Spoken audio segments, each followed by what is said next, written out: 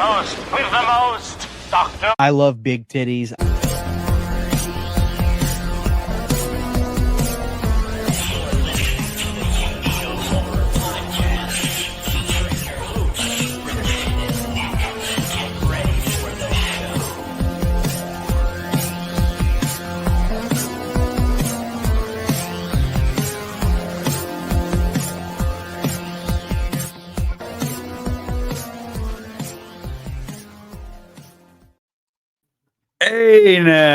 Hey now, what's going on, everybody? We're back here, back in black, back in the flesh, whatever you want to say. What's up, Christian? We're back. We're here to stir shit up, right? Controversy. I feel like either the gap from the last episode was a while back, or maybe it's just time flies that fast. Like I can't really tell. You know, No, I don't even think it's been a month yet. I think it's been like, it'll be a month like next week. Yeah, it was like June 9th or June 10th when we did the one with Sean Clark, which shout out to all you guys. That episode got massive reception.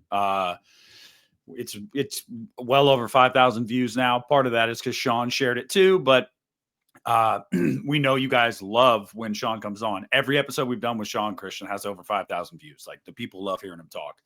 And it was funny because before we did that, I broached Christian about the topic. I said, hey, what do you think about having Sean on again? And he's like, I mean, that's cool. Like, love Sean, love talking to him, but I don't know what we haven't talked to him about already. And I'm like, we'll find shit. Yeah, I mean, that was the truth. And honestly ended up being my favorite one we've done with him. And I got to give him props, man. Like, he's actually like, I just did a show last night just so I can try to at least do like a live during the week. Dude, he showed up last night on my live show just to say hi, like, and just he was bullshitting in the chat, like just talking with other people watching. I was like, wow. It was so funny because some people wanted to talk to Sean so bad that they were super chatting me, asking Sean questions, just so they could get Sean's attention. And dude, I give him a lot of credit. He was busy, but I saw him in there. I said, Sean, it's good to see you. Hope you're doing okay. And he was in the middle of like doing something like renovating his garage or something, he said. And he said, I'm just hanging out listening to the show. I was like, wow, dude. Like, so not that I had a negative reception of him at all to begin with, but my point is, I was kind of taken aback. Like, what a nice guy. I didn't even know he was subscribed to my channel. So I got nothing bad to say about Sean. Him and Piz cleared the air, and they're cool. I'm cool. Where everybody's cool.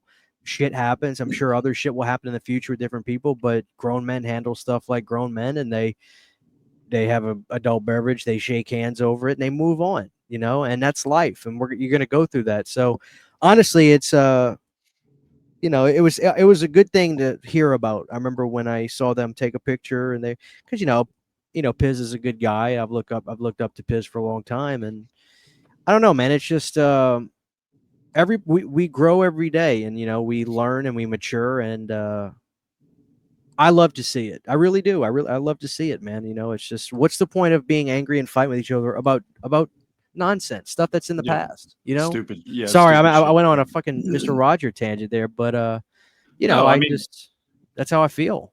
It's important for people to know too. I did delete one comment on the last episode with Sean Clark because somebody had said something about the last time they were trying to goad us on purpose. And I was like, I'm not even engaging. I'm just deleting it. To anybody that's not aware, guys, that has been squashed for a while. Like, everything is cool on everybody's side. So yeah, like if you weren't aware, there are no issues. So it was a really fun time, man. I love, Sean's popped in. It's been a minute, but he's popped into a live stream or two of mine too. And it's kind of crazy because I'm like, what the fuck? Like, he doesn't need to, you know what I'm saying? Yeah. And he's a good dude. Like, he's a good dude. He's always told me that he genuinely likes talking to us and likes coming on the show. He wouldn't have done it 4 times now if he didn't. You know what I mean? So like, I believe him. He's a good guy. I mean, he's a horror fan too. He kept saying that in the last episode. Like, people forget a lot of times, like, he's a fan of this stuff too. He likes to learn about it and talk about it. So, but I give him massive props because we went for 2 hours and 45 on the episode, and then probably a half hour afterward.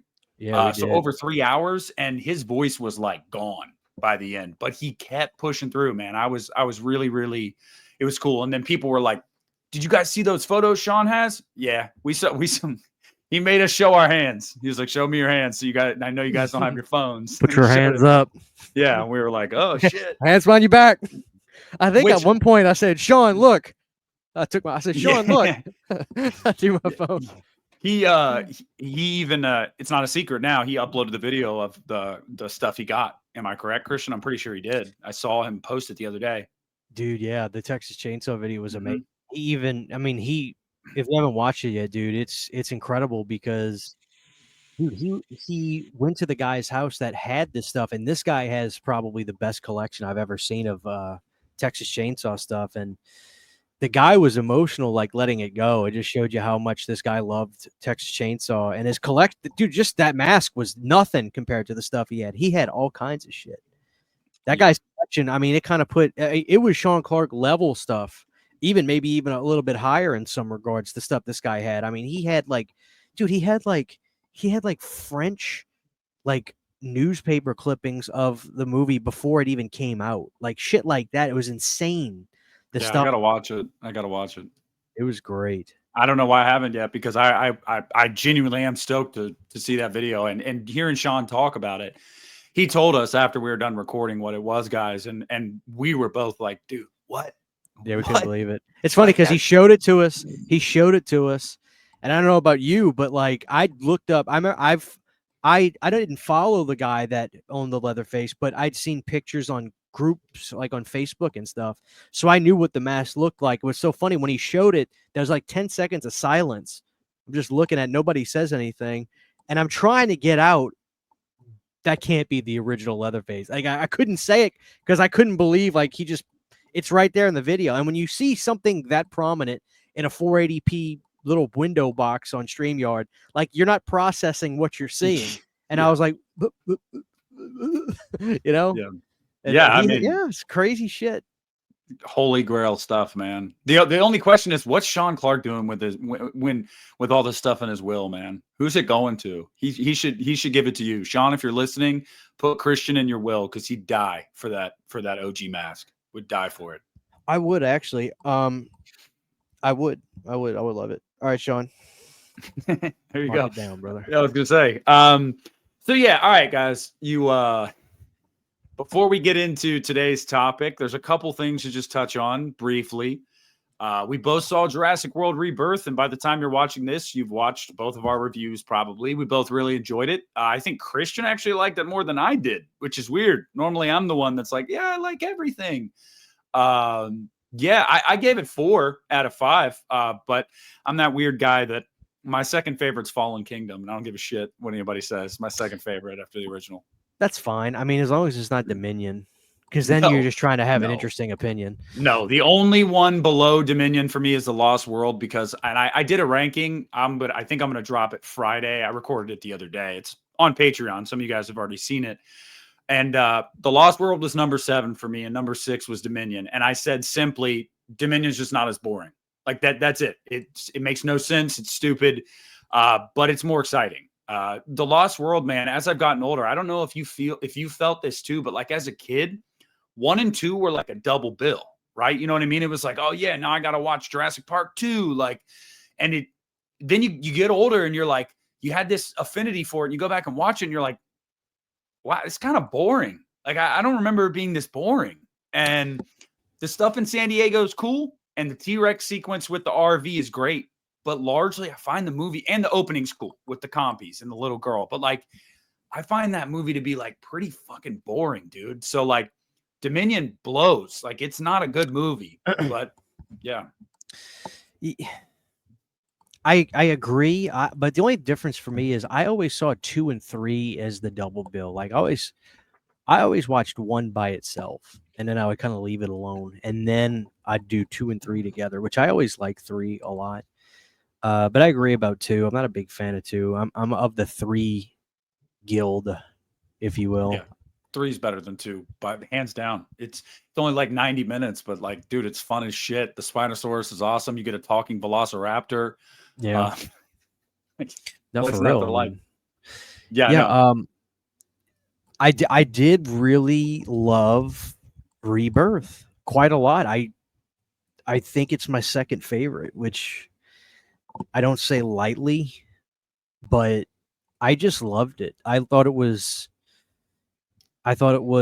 a Jurassic Park movie shot like a Godzilla film, an American Godzilla film, nonetheless, but still a Godzilla film. And it just worked for me. I mean, the story was fine. You know, it was what to me, it was a means to an end. But the real thing was the dinosaurs. And I didn't go back and forth with them, but I give a lot of respect to Cody because when I did respond to him, he yeah, I wasn't arguing with him, but he says that that wasn't enough, and I said on the contrary, I believe they're saying, hey, let's not make a move, let's not make a freaking story driven masterpiece. Let's let people and families and kids and people go enjoy a dinosaur movie again. Let's give them a roller coaster ride. That's Yeah. exactly what I personally wanted, and I think he didn't want that. I'm only bringing him up because I responded to him on Twitter, and he was actually really cool. And he says, "Dude, you know what, that makes sense." And he, you know, we didn't see eye to eye on the movie, but you know, I give him credit. You know, he was really nice to me about that. Not that I was mean to begin with, but I feel like I think a lot of people probably think more along that line as opposed to me. Um, to me, I just want, you know, when I watch a movie about dinosaurs, dude, I'm simple. It's only one criteria I need. That's dinosaurs. Good But dinosaur dude, sequences. I thought it was a pretty scary film too, you know, and I know people could say, oh, you know, wasn't that scary. I said, but I'm thinking like it really kind of was, you Imagine being know. one of those people That's what I'm in saying. the third act with the fucking D-Rex, dude. I thought that thing looked phenomenal. I thought it looked like a monster, not even a dinosaur, but truly a monster, but still a dinosaur in the same vein, you know. But I thought, you know, those raptordactyls or whatever they were. Yeah, yeah. I can't I remember thought the they were, name. but dude, they kind of moved like chickens, but they had the look of like a snake almost in the face, and they just looked Mhm. evil. I thought it was brilliant. Like I just like this is the first time in the Jurassic World movies where the Mosasaurus actually got something to do. Like right, I dig the Mosasaurus. Like I loved the moment at the end of Jurassic World where it ate the Indominus Rex. Like that was like a cheer moment for me. I was like, oh hell yeah. But like aside from that, it really didn't get much to do. And I'm just like, this thing is huge. Like you remember the trailer, I'm sure, for Fallen Kingdom, where they showed that scene of the Mosasaurus in the wave with all the people surfing on that wave. It wasn't in the movie. It didn't right. make it in the movie. And I'm like, what the fuck? Like golden opportunity to have like a Jaws moment here. Like you know, Yeah, so I think people should check it out in the theater if they can. Uh, I think it's a good film. I really do. I think it's, you know, I almost feel like, and I'm not referencing Cody again. I don't want to, because I know I mentioned earlier. I almost feel like people want an A24 Jurassic Park film. Like you got, I don't understand. I have a hard time grasping the. I need a more plot driven story. yeah, What? I no, and not just I'm that. just Here's the I can't get there. Like when were be- dinosaurs not enough? Maybe they just need to stop, Nick. If that's the if I'm the well, minority, maybe they need to no. stop because apparently dinosaurs just aren't going to be enough for the majority of people, I feel. Well, I said in my review of it, and I stand by this. That was like if maybe it needs to come to a point now where people just go, maybe these things just aren't for me. You know, we're 7 movies in now.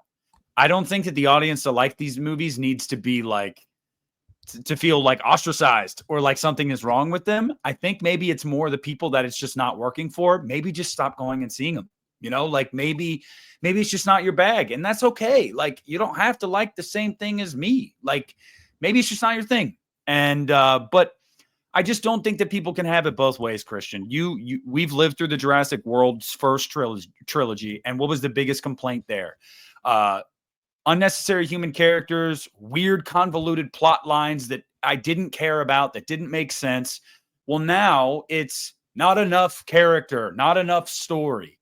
What do you want? You can't have it both ways. Like, you genuinely can't have it both ways. You're either going because you want to see great dinosaur action and have some suspense, or you want a bunch of human shit. But like, I think if you're going to a Jurassic Park movie, you're going for the dinos. And I give this movie credit. I think that the plot makes sense and it's really simple. Like, it's super simple. We have these people because we need to go to this place to get this thing. Right. That's the plot. Like, that is literally the plot. So like, if you struggle to follow that, or if you're like, I need more than that, you're in the wrong movie, dog. Like, I don't know.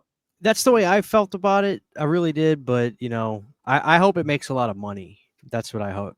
It's that tracking does. to open to I just looked this afternoon because I'm weird with the box office stuff.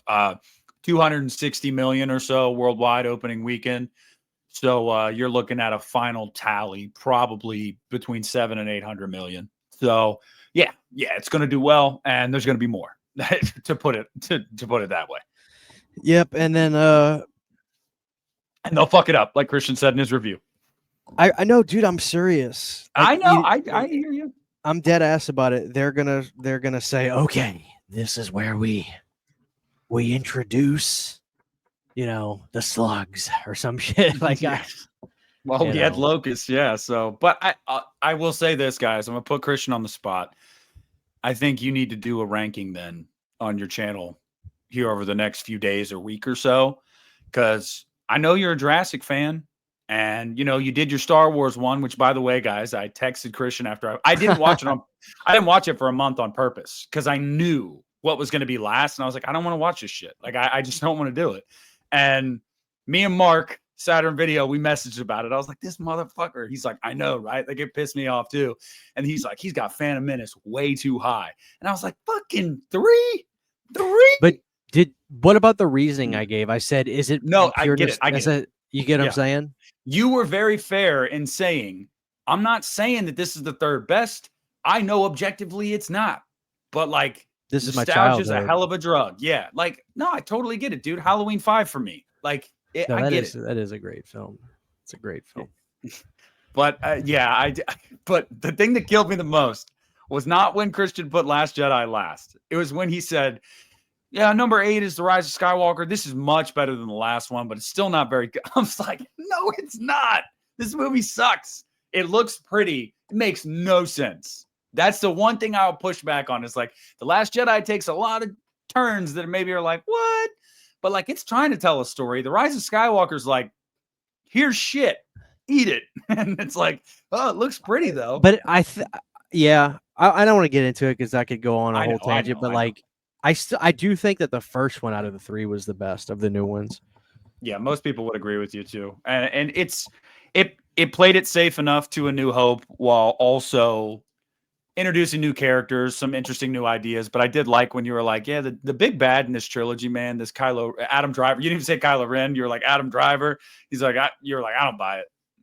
No, dude. I mean, they predicated this dude off of literally being like a super fan. Like, she even says you'll never be as badass as Vader, and I'm just thinking to myself, well, there goes me believing in this dude being being like a so yeah. Anyway, yeah, guys, check out his Star Wars ranking if you haven't yet. If you're a Last Jedi fan, I mean, check it out. I wasn't surprised. I knew that was going to be last. What I was surprised about was the Phantom Menace at 3. I was like, above Revenge of the fucking Sith. Hell yeah, bro. And A New Hope. Anyway, that all right. Doesn't work for me, brother. Yeah, all right. Well, today's episode, guys, is called Jeepers Creepers 2 is Pure Family Fun.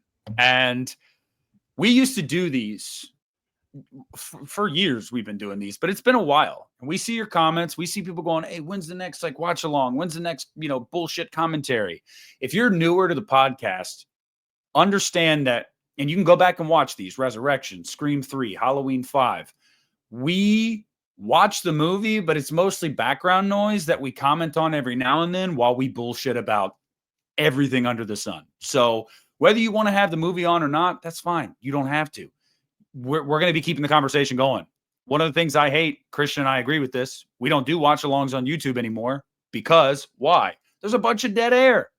It's a bunch of dead air. You're just sitting there watching a movie while the audience is just sitting there watching you guys watch a movie. We don't do that. Right. So, Christian, how long has it been since you saw Jeepers Creepers 2, man? Probably when I got probably when I got this Blu-ray, so we're probably talking 2016 or 17. I watched the first one once every other year, but part 2, ever since part 3 came out and like the story of what happened with Victor got reinforced and realizing what part 2 really is, it's kind of made it more difficult, but I'm ready to swim upstream no matter what tonight. Yeah, and it's And really we'll get important. into that. In Yeah, case before anybody we, doesn't know what I mean by that, we'll get into it. yeah, Somebody's got to do it. before I hit play here, guys, understand that we are unhinged on Uneeda, so that's why you got a great Christian thumbnail there, and you got a great title here because we're unhinged. But this is, if anything, what we're going to be doing today is kind of ruining parts of your childhood, maybe, because I had a fun time with this movie for years and years.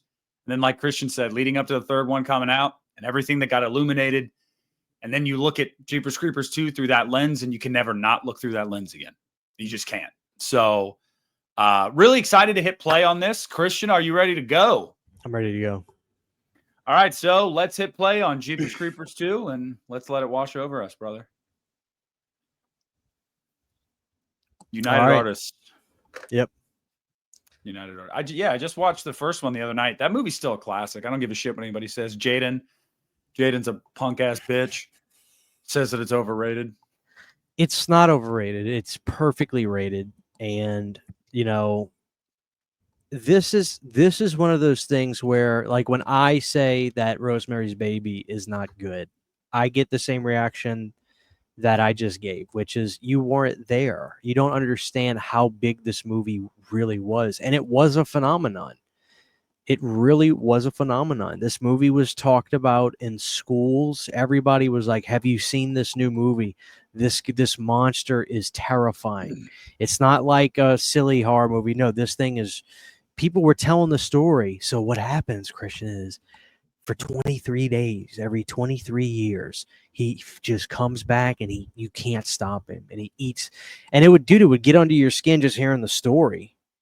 You know, it really would. It would, you know. Well, and it because it's a really interesting story, like on its face, but also, dude, like even now, technically, we're 4 movies into this series, and this series is pretty much dead and buried right now. I was talking to somebody the other day about how they'll eventually bring this thing back years down the road when the stench has washed off of Salva and of Reborn. They'll eventually reboot this thing. But dude, this is an incredible monster. They created a fucking icon, bro. Like, it sucks that it had to be the person that created it. Like, but the Creeper had so much potential, dude. So much potential. And honestly, I remember watching this one when it first came out on VHS, and I thought the intro to this movie was just so strong. Honestly, the intro and the ending are phenomenal. And it's got the great Ray Wise, for those keeping score at home, legendary Twin Peaks actor. Also in RoboCop, Ray Wise is a legend on the movie screen, still alive today, still working.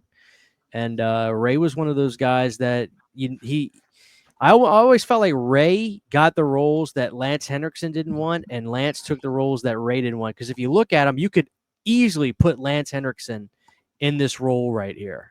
They have a similar look. They have a similar angry looking face. They're just similar looking actors. But Ray is a legend, so it always is great to see him in movies like this. But dude, just as a kid, everything about this preyed on your childish, nightmarish, like, it's simple, right? Scarecrows. But there's a moment where you see him looking and he puts his face straight. It scared the shit out of me as a kid.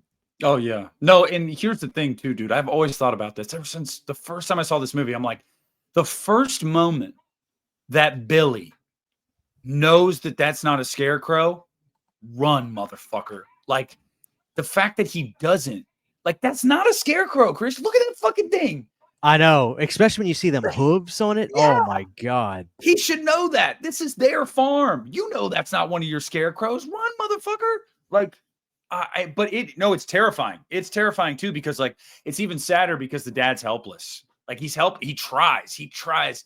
And I love Ray Wise in this movie because like he does not give up. And I love the ending of this movie because I'm sure you thought too. And we'll get there, but like, wow, the possibilities for the third one. I can't wait. It's gonna be Ray Wise sitting there waiting for that fucker to wake up. Like, yeah. That was it. You saw him? Dude, that shit freaks me out when he just goes, holy shit. Man. Dude, I remember when my family watched it. My mom is like such a sissy Mary, but when we watched this late at night when we rented it, whenever you see him go straight, my mom went, yeah. Oh, my mom does this. She always gasps. Sometimes it'll make me jump watching. Like the scare doesn't make me jump. Her gasp does. God. Dude, look at this POV look at this shot. Though. Holy shit. Why is he going toward it? Dude, that is terrifying. Billy, what are you doing?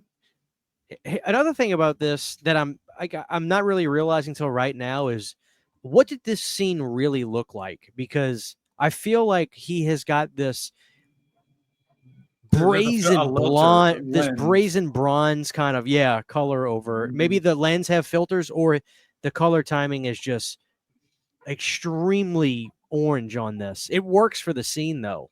Well, can't you? I know you can desaturate color, but can't you oversaturate colors too? Sure. Yeah. I mean, they can do whatever they want, especially at this. Look at them feet. Oh God, dude. Yeah. This scene always, the scene always got to me as a kid. Dude, what are you doing right there? You shitting? You shitting and pissing? I'm booking it. I mean, I'm booking it as fast as I can. And then I'm also thinking like, hey, you shit your pants. Maybe he doesn't take you. Maybe he's like, oh God, you smell. Like, ooh. Isn't it funny though? Like all you have to do is just not do anything. Just look at him and don't act scared. He's not going to touch you. Yeah, no, your fear obviously is what makes him want to eat you. Yeah, literally just like Fred. Like just don't mind him. He won't mind you. It's really that simple. Yeah. Oh my God, dude. I do think it's like I'm not saying I want to just get this out the way. We did an episode on the first movie, like maybe the first year we started the show. We did. But that was a long time ago. So I want to retouch on this. We're going to get into a lot of this with this movie. There's actually some horrifically dark undertones to this, which I don't want to shy away from. I want to go there. I want to talk about it. But, for those that are, keeping score at home, we all know about Victor Salva and what he did. The question is, some people don't even want to watch these films because of that. And I'm from the school of, you have every God-given right to not watch this movie because of Victor, but movie making is a extremely collaborative effort. It's done by dozens and dozens and dozens of people, from people behind a desk to people shooting the cameras to people holding the cables to people catering to people acting, putting their craft in. And I'm not gonna stop watching a film because of one bad apple. But if you do want to do that, that's your God-given right. But at the same time, I don't think you should judge me. And I'm not talking to anybody specifically, but I'm a Ray Wise fan. I want to watch his movies. Jonathan Breck is great as a creeper. Jonathan Breck is great as a creeper. I want to support him.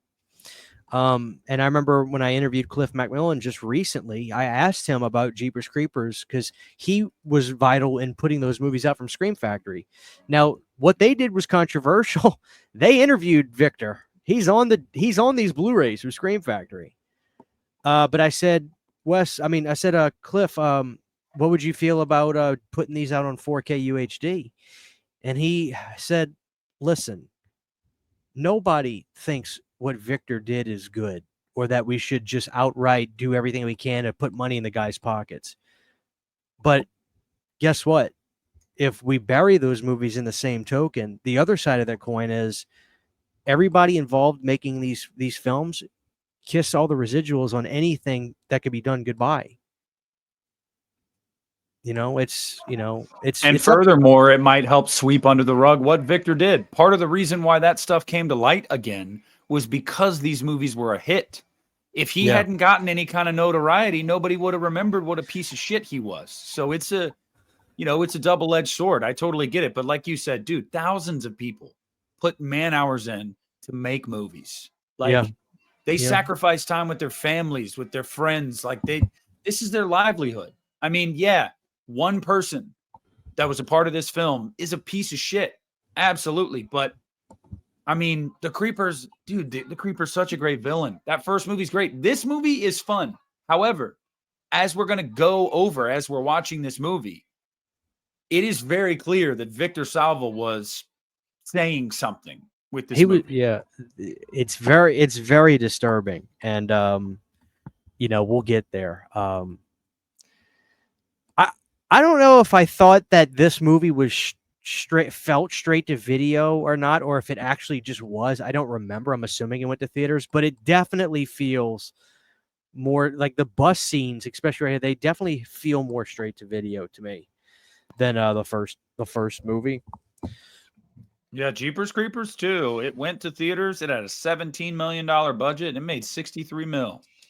Yeah, dude. I mean, but the first one made over 100, if I'm not dude, mistaken. That's what I'm saying. Like, if you weren't old enough, like, I'm not trying to be like, the cool old guy or trying to act a certain way, but like seriously. No, it only made 60. They both made 60 million. But yeah. That's impressive if the second one held strong. Yeah, but here's the thing. I guarantee you it made the same amount of that, maybe even more on DVD and VHS, the first one. Oh, dude, it was people don't probably understand. insane. You know, the average for like a big movie when it came out on DVD and VHS, like to rent and to buy, if it was a big movie, you're talking $20-30 million in sales from that, just like on home video. Yeah, and they probably, I mean, popular movies, like they probably ship out already selling 7 or 8 million right off the cuff. Like it's just, there wasn't no Netflix or anything back then. This was 2003 when this one came out, or 2. That's why it's crazy. How is there ever a flop, man? How, like, especially in the peak of physical media, how was any movie ever a flop? Because even if you only made your budget back in theaters so you didn't break even, you're breaking even on the freaking home video market, bro. You're making money on the home video market. Yeah, I mean that was the beauty too. I mean, Matt Damon talked about that on his Hot Ones episode, and he was like, you could be risk takers and make really unique original films because you knew you had a second wave of revenue that was going to come right behind your box office, which you weren't so reliant on, And now that's all you have. So that's why, dude, everything is such cookie cutter and processed, and thank God. I mean, whether you love every A24 film or not, like, thank God they exist and they're doing well, because we need a studio like that. And I got to give credit to Neon. Their batting average is starting to get pretty high with me, quite frankly. I want them to get Texas Chainsaw, man. That's the studio that I want to get it. I don't want A24 to get it. That just doesn't seem to make sense to me. And like, what would they do? Like, I'm being facetious here, but like, what would they do? Like, Leatherface is like a metaphor. You know what I mean? Like, fuck that. Yeah. Like, no. Their Texas Chainsaw to me was basically X in a sense, that style of film, which was perfect. Yeah. My number one pick is Paramount, but my number 2 was Neon. So I want Paramount. My only problem with Paramount, though, dude, is like they don't know how to franchise shit anymore. They really don't. Not anymore. At one time, buddy, did they? But like, look at their franchises now. They're all languishing. They're bringing Michael Bay back to Transformers because Transformers has been languishing for a decade, which I'm stoked about. Michael Bay's Transformers movies are fun as shit. So they were fun. I mean, I agree with that, and I agree with that to a certain extent. And I disagree just slightly because they are I think they're the greatest at marketing. There's no other studio that would have made Smile a hit. True. I mean, and then they made a sequel that was pretty above average. I liked it better than the first one, personally. I agree. That's what I'm saying. Like, it wasn't like it was actually a pretty good movie, like above average. It was like I'd give that movie like a 7 or 8. Like, it was great. So I agree and I disagree. They definitely were pumping them out in succession in the 2000s and 2010s, and you don't really see much franchise stuff. But the guy that was going to run it was going to be the guy that was doing Yellowstone, and I had some people say, "Oh yeah, that's the last thing we need. That's the first thing we need is a Yellowstone style Texas Chainsaw film." And I'm thinking to myself, so you just think the guy is going to say, "Okay, well, I mean, I got Texas Chainsaw, I've got to make it like Yellowstone." I was like, "No." Like the guy, I read an interview with him. He's actually the guy. I forget his name, maybe Paul or something. I forget the guy's name. That was the showrunner that would be in the helm of this. He was a real big fan. I think he's either a Texas native or something. I can't remember. But no, the guy says he's a real big fan. He'd love to do the film justice. And I think Paramount or Neon would be great. That's my 1 and 2. I'm always gonna. I love Paramount, man. Like I'm not saying everything they do is great, but I think they would make it a big hit, and it would be a straightforward movie, and they would market it big, and it'd be a lot of fun stuff. But I would not complain if Neon got it. I really wouldn't. As far as the other studios, who was there? It was Neon, A24, Paramount, and Netflix. Yeah, it was Netflix. Yeah. Which that's my last. And some people were like, no, they screwed up the last one, which is true and untrue. True because they didn't promote it at all, to say the least. They just dumped it on there. No physical release either. They no physical release, but they also didn't make it. They bought that movie because it got dumped. Like they bought it. So you can't really blame them, but I don't think anybody is saying to themselves, I gotta see a Netflix produced. Yeah. Look, Netflix produces one great thing as far as I'm concerned now, and that's Stranger Things. Yep. And they just destroy everything else they do. That's why they're in the mess that they're in. You know who else is a Texas native? Gary Joe. I love that. I do. I mean, I was when you sent me his page, account, I just was binging them, and I like. I feel like we all knew papaws like that. That's why. Like my best friend's dad is just like Gary Joe. He will drink a case of beer a night, smoke 2 packs of cigarettes a night. Buddy, he'll have every story to tell you under the sun. Oh man, everybody knows a Gary Joe. Go to Instagram, guys. Look up Gary Joe 2024. You will not be disappointed. Funny as hell. But no, I sit like him too. Like I cross my legs the same exact way, and like I used to never do that, but like, dude, like I'm comfortable. Like at work, as you get older, like that too. Yep, I do it too. I used to when I was a teenager. I remember I'd be like, "Are people gonna like call me gay for sitting like this?" Yeah, you know what I mean. Yeah. And now I'm like, "This is comfortable, dude. Fuck you guys. I don't care." But when I do it, I get that lean. That way, my blood runs right back to like my groin area and goes up to my head. Like I try to force the blood up so everything goes back up to my head, so I don't get lightheaded. But I'll do when I sit at work, I got that lean. I got that leg over the other one. Christian's on that lean, guys. No, I mean my thing is though, like I just want to see Texas Chainsaw Massacre get like. I want to see more than one movie. You know what I mean? It's like every time they bring it back, it only lasts for a movie.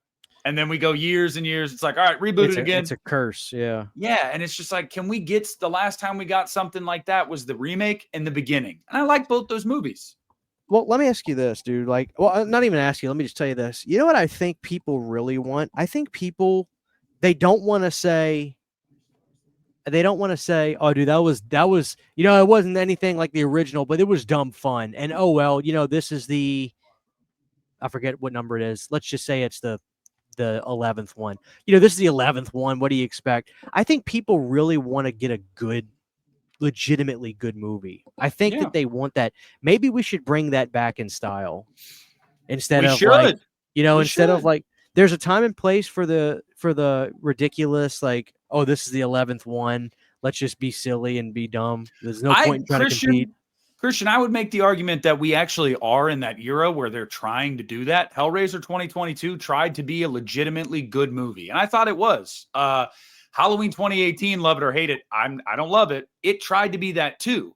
I think we're definitely in an era where it's like and look at Guillermo del Toro's Frankenstein coming out later this year. I think it looks great, and like I think we're in that era right now of taking these older properties and going like, let's make a genuinely good movie. because like that was what, the 11th or 12th Hellraiser movie. I mean, at that point, it's like you're going to give them a $15 million budget. You're going to take this thing seriously. This is like Hellraiser 11, dude, and it was good. Like it was. Yeah, Yes, I mean, it was good. I had gripes, but who didn't, you know? But in terms of like taking the movie seriously and putting your best foot forward, yeah. I mean, Hellraiser 2022 is probably better than Texas Chainsaw 2022. As much as I had a blast watching that ridiculous movie, I would show people Hellraiser before. It's also Texas a way better. 2022. It's a way better reboot than Halloween 2018. I'm just gonna say that right now. Like, give me Hellraiser over that any day. Probably so. I think I'd agree with that, especially now that all is said and done, you know, with Halloween. It's crazy how much those things still drive conversation, though, dude. I sent you that screenshot earlier. That video is now at almost 5,000. 5,000 Nice. views. Still going. Like, Well, if you got Blumhouse something, trilogy. if people, there's so many fans, and if you got something to say, dude, just talk about it. You know, I mean, I'm like that right now with Friday the 13th, and you know, people are into it. You know, so and you know, those Halloween films are only going to get bigger. The Blumhouse ones, I really don't think they're going to dissipate. I mean, I still think people are finding them. You know, Yeah, for but sure. is Ray's pissed. Dude, I would be too. I just try to put myself in that mindset. That happens to your kid. You watch that happen. Like, what do you even do, bro? I mean, I probably would have ate a bullet. I'll be totally honest with you. I probably would have just gone out to the barn, grabbed that 12 gauge and just, but. This is Ray Wise we're talking about. Yeah, I'm not Ray Wise. But you saw that. I mean, that makes it even more badass. He saw that thing. And he's like, I'm going to kill that motherfucker. Like, oh, yeah. Anybody. You know what's you know what's so funny too? You remember the beginning of the film? He got on his big Traco, and it didn't crank up, and then he started blaming the Suns. Yeah, and then you realize it's not the Suns that messed with it. Why would the creeper want to hot shot the Traco? Like why would he mess with the Traco? I got like what is he a prankster like Freddy? Yeah, no, he's a troll. He's a troll. Well, he kind of is. You're not shucking corn today, Ray. Like, what's the point of Jeepers Creepers 3 sucks, but remember, the one cool thing about Jeepers Creepers 3, his fucking truck is like a booby trap. It's booby trapped all over. I do wish they would have implemented that a little bit, but you don't see the truck at all in this one. No. So maybe back in part 1, I would have liked to have seen it, but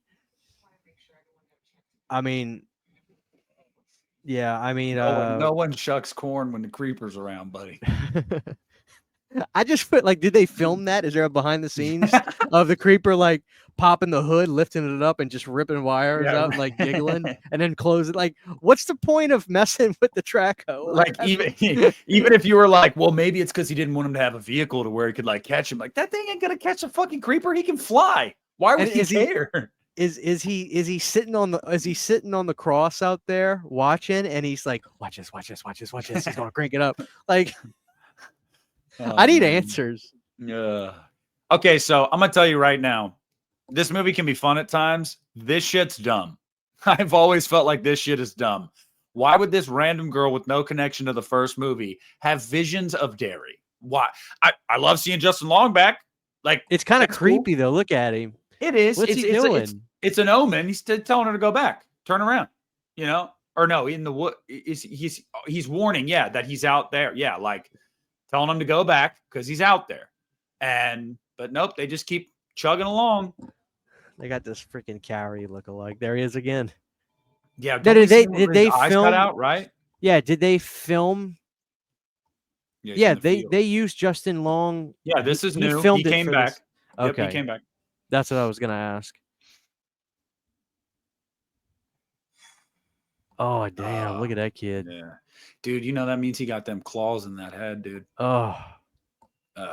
He ain't letting go then. Oh, you know what I realized the other day when I was watching the first movie? Guys, at the end of the first movie, the creeper's butt-ass naked. You see his butt cheeks while he's sitting in the chair. Oh, dude. Oh, here's the 007. Oh, yeah. Bump, yep. bump, ba-da-dum, dum. Like he just, dude, this It's a fucking ninja star. this shit's actually awesome. Like I love this. The I slow love here he it. goes. Scared. They should sell They should sell replicas of that at Spirit Halloween. Doom. The bus driver. God damn. Oh, Betsy. Here's my thing too. When Dude, she they gets perfectly out, casted that bus driver. yeah, they Perfectly did. casted. God damn. One of the things I love about this movie is once they realize what's in the tire, she's like, "Fuck it, we're driving on this shit," and they try to drive on it still. They're like, "We're fucking staying out here." Oh man, you ever had that happen? You ever had a tire blow and you're like, "I gotta drive. I gotta get this back home, or I gotta get it. I'm almost to where I need to go. I need to just drive on it." I had a tire completely blow on me, but no, I was on the interstate, scared the ever-loving shit out of me, and I had to pull off into the median immediately and get my dad to come get me, and we put the replacement tire on. And no, but it's the dude, that's scary shit. When that tire blew on me, that motherfucker blew on me. Like what happened was the inside of the. I remember I was driving my truck, and I noticed the steering wheel kept like veering a little bit to the right for me to go straight. And I just thought maybe one of my tires didn't have enough air in it. I would air them up, check the PSI, and it would be fine, but it would still do it. And then eventually it got to where my steering wheel was like almost like a quarter turn for me to go straight. And what happened, my dad was telling me that like the liner inside of the tire, all that glue or whatever that binding started separating. So the tire was literally blowing from the inside. So eventually it separated enough to where it created enough of an air pocket that it blew the fucking tire and it destroyed the undercarriage of my truck. It was brutal, scary shit. Yeah, that's a huge fear of mine because like if you're on the interstate and that happens, you can get in an accident and die. Like, yeah, dude. Thank God I was in the turning lane because when it blew, my truck veered off the other way. If I would have been in the right lane, I would have went right into a vehicle that I was passing. So if I would have been on the right lane, I would have hit this vehicle bad. But I went right into the median, and I just stopped it. But yeah, it was scary shit. Yeah, in the winter, I had one. I ran over a nail, I guess, and I didn't know it, and it was a slow leak. And I was on the interstate, and it just gave way. And all of a sudden, it didn't blow, like explode, but driving on the interstate, heading home from work, and all of a sudden, my car just starts to like violently shake. And I was like, "Oh fuck!" And I immediately go off the exit, and there's a parking lot that's like right up past the light. And I'm like, I can't leave my car here. So I drove that motherfucker into that parking lot while it was literally just a rim, basically. Because I was like, I'm not paying to have this motherfucker towed. Like, there ain't no way. This is great, by the way. You missed it, Christian. Creeper just came down and pulled that guy up into the air out of nowhere. Oh, there's a flare. Yeah, I remember that part. Everybody's like, the fuck? Honestly, the Creeper's got some balls on him. With all these people, he's like, fuck it. I don't care. I'll come kill each and every one of you motherfuckers.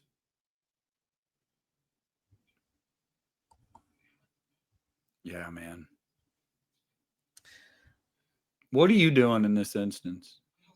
That's actually I was just thinking about that. I would be in the middle of the group just because I feel like being on the outskirts would be like make me vulnerable. Yeah. I don't know what I would do, dude, because it's like you're kind of damned if you do, damned if you don't. If you run one way or the other, you're alone and you're easy pickings. But if you stay with the pack, he's coming back to like you're honestly you're kind of fucked. Like dark subject matter aside with this movie, which we'll get into naturally as the film gets towards these points, the plot devices of this movie are actually fairly well constructed, in my opinion. Like you're in the middle of nowhere on an open road, you're kind of fucked. Like you are literally at the bottom of you're in the ocean right now, essentially, and the Creeper is the shark. Yeah, you can swim. You ain't out swimming a shark. You can run, but then you're going to be alone getting his attention. Like you are kind of fucked. Like it's, Yeah, I mean, if he wants you, he's gonna get you. So I guess you just got to see if he ends up wanting you or not. Like it's really that simple. Like, I mean, yeah, dude, you'd be screwed, glued, and tattooed, brother. Like you're in the middle, in the middle of nowhere. You can't drive that bus. They try to, ends up not working.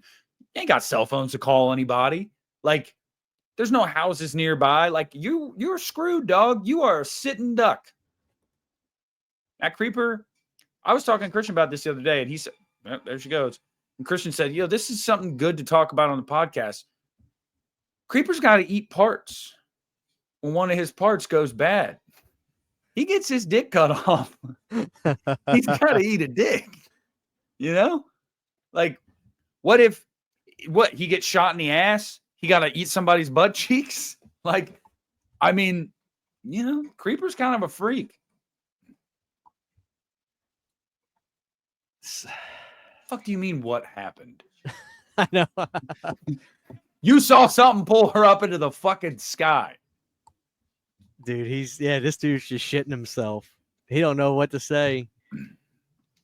I remember what, dude, my family, they honestly loved this one even more when it came out. Like, I remember my uncle just repeating the lines to me all the time of this one.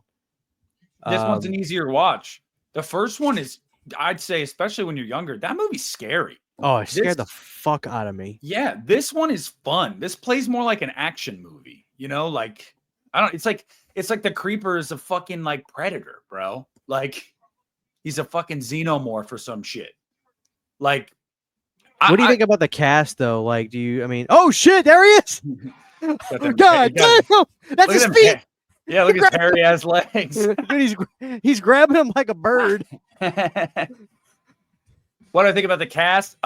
They're pretty much all largely forgettable. Like I think most of them they look like CW actors. But it's kind of like, yeah, exactly. Yeah, they look like Dawson's Creek rejects. Yeah. And it's kind of like but they casted it stereotypical and almost like a slasher film. Like you've got the mean jock, you've got, the typical cheerleader types, you've got the weird repressed girl who has the nerds motherfucker right there.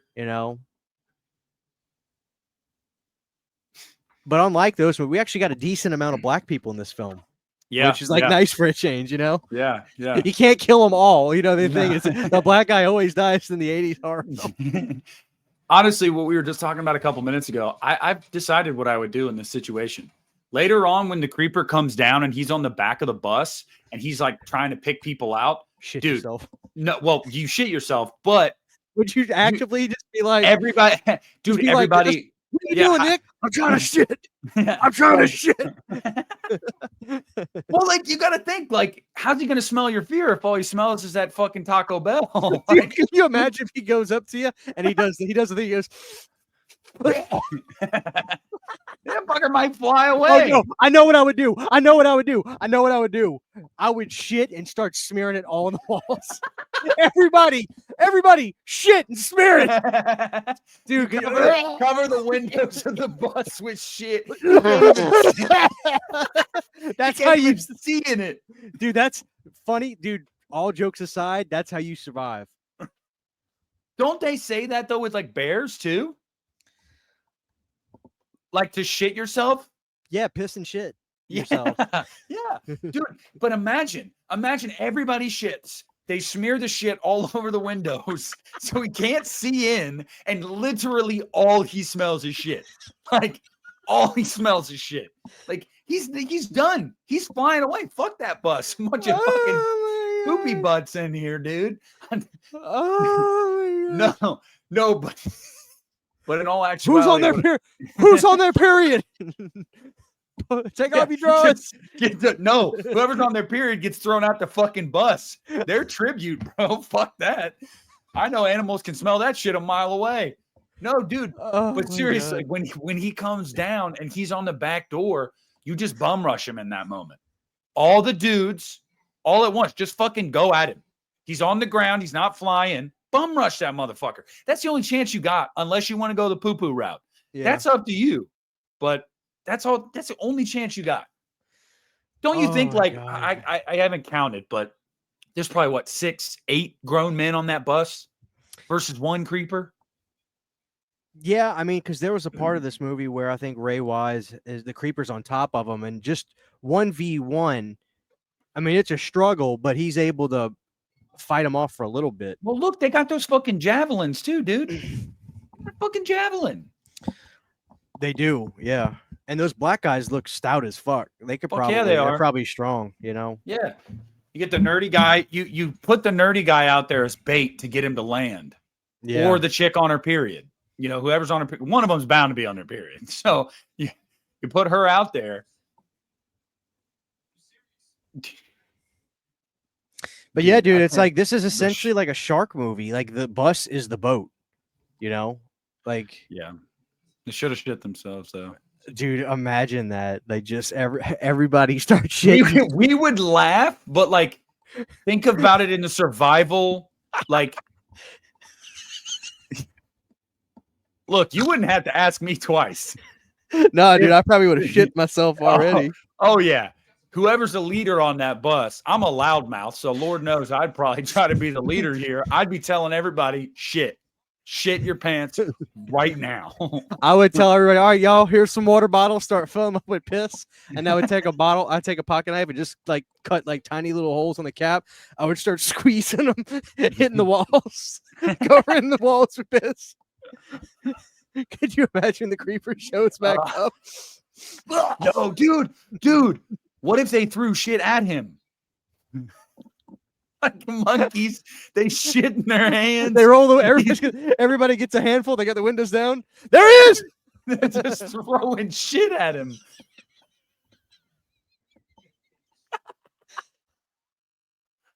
Oh, I swear we're watching this movie, guys. But like I said, if you're new to the casual commentaries, this is what we do. Oh shit. Oh my god. God damn, dude, that is fucking hysterical. How do you even explain this episode to somebody before it comes out? We talked about shit. I don't think I've ever seen this girl in any other movie ever again besides this. At least I don't think I have. No, I'm gonna look her up right now. She's kind of like a Carrie lookalike. She's got like that kind of. You know, someone's watching right now going, oh my God, guys, she's in this movie. How did you not know that? Because I forgot. Yo, dude, her last name is A. Cox. A-Y-C-O-X. A. Cox. Let's go. Oh, shit. Oh, there he is. Dude, that shit is disturbing. Christian, she was in Joyride 2. Oh. And the X-Files, I want to believe. The shit files? Yeah, she's not in anything that most of you would have watched, or anybody would have watched for that matter. Can we talk about the upper body strength it would take to hold yourself on the side of the bus like that? That would take serious core strength. I don't have that kind of core strength.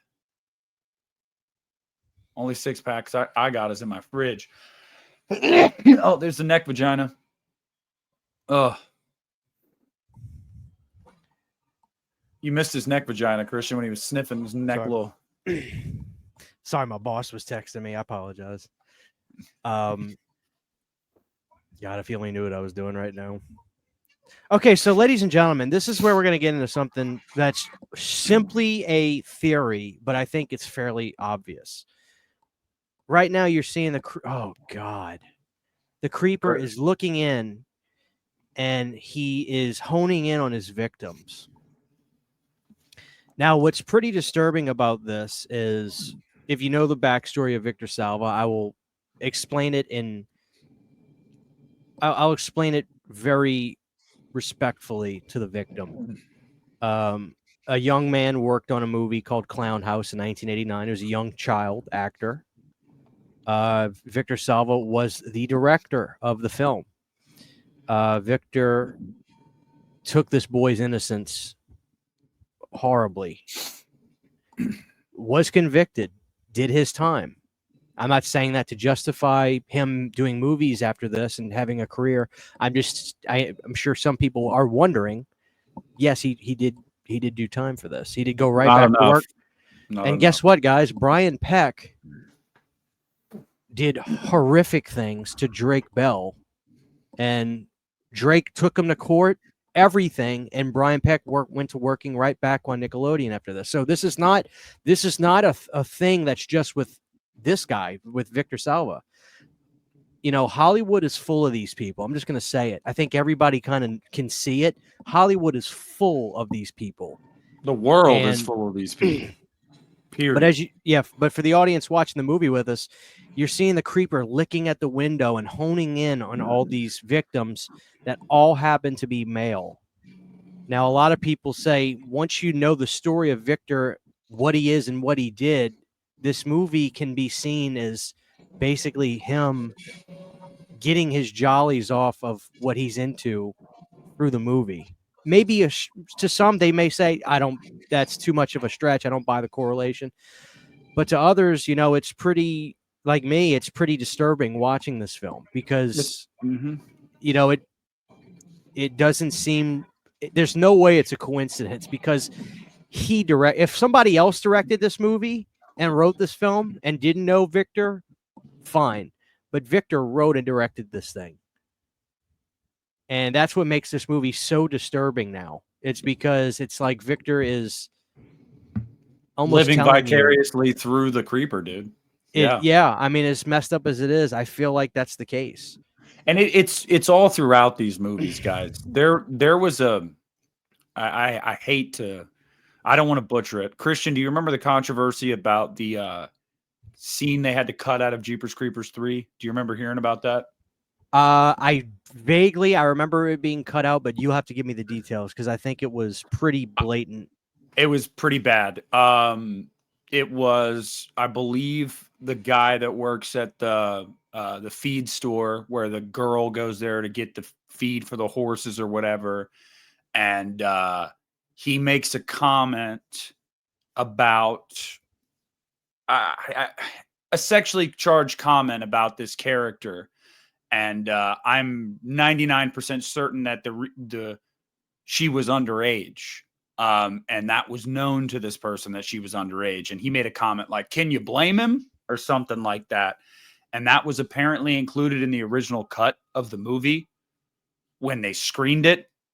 And the feedback was like, "You're fucking joking, right? Jesus, like, you cannot keep that in." So they cut it out, but this sick son of a bitch, like, that's why I'm saying, like, if anybody thinks that it's a stretch to equate the creeper's behavior to Victor Salva, it's not. It's not. Salva's fingerprints are all over this. Even going back to the first movie, dude, what is the thing they point out that he was doing at the gas station? Sniffing Derry's underwear. Yeah, it's like, what does he do to the male cop's head? Like, kisses it and then eats the tongue out. Like, it's all over these movies, man. Like, Salva's he's a sick fuck. I really don't know what else to say. Like, dude, it's like, do you think, I don't know, but do you think he was, and I'm not asking well, let me find an excuse. I'm just genuinely curious. Do you think he was part of a cycle himself? They say that's normally how it goes, right? Or that they grew up around that. So it became like normalized to them.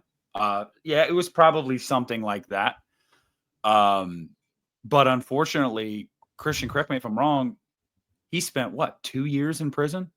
I think like 2 years, 3 years in prison. If the audience wants to give me a second, I can get and I mean, you know, that's insane. That is genuinely insane. And he was still able to get $10 million and then $17 million to make these two movies after he had done that. Salva was convicted of sexual misconduct in 1988 for sexually abusing Nathan Forrest Winters. Sorry, I wasn't going to say his name, but I mean, the guy's written articles about it at this point himself. The 12-year-old star of Clown House and videotaping one of the encounters in which he forced Winters to. Yeah, well, we can omit that. I'm not going to finish the sentence. Yeah. Commercial videotapes and magazines containing child porn were found in Victor's home. He pleaded guilty to lewd and lascivious conduct, other things to a person under 14, and procuring a child for corn. He was sentenced to 3 years, of which he served 15 months, and a lifetime registration as a sex offender. He completed his parole in 1992. 15 months, dude. Here's the crazy thing. His mentor, Francis Ford Coppola, reportedly told him that his experience in prison would have value and make him a better artist. Winters later picked salvage film premieres and Winters later picketed salvage film premieres and released a documentary detailing the abuse, which began when Winters was 7 years old following a year of grooming. Let's see if Salva's done anything. No, his last thing he's done was Jeepers Creepers 3. Dog shit. Let me just Google where is Victor Salva. He's 67 now, so he's probably retired for the most part. Where is Victor Salva now? According to information from 2017, Victor was living outside of Los Angeles. Most recent information from December 2024 mentioned that he was speaking from his Los Angeles home. Therefore, it is likely that he still lives near or around there. So, yeah, he's probably just living off of, he's probably just living off of his work in the past. And, I mean, dude, like, he can't do any conventions, that's for sure.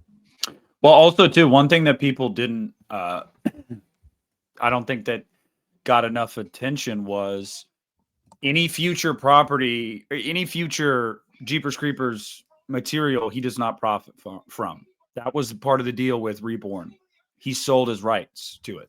So, yes, they paid him to make Reborn to get the rights from him, but like he sold his stake in it. So 10, 15, 20 years from now, when they inevitably reboot this movie, and they will, he won't see a dime from it. He sold his stake in it. So that at least comforts me, because I'm like, okay, I know that if a remake of this movie comes out and does really well, Salva's not seeing any of that money. So, but again, it's sad to say, guys, but I mean, Salva's definitely an extreme case, but we all have, music artists, directors, you name it. We like some of their properties and some of the things they've created, but they're truly detestable people. Like, that's just a sad truth. Yeah, I mean, I'm pretty critical of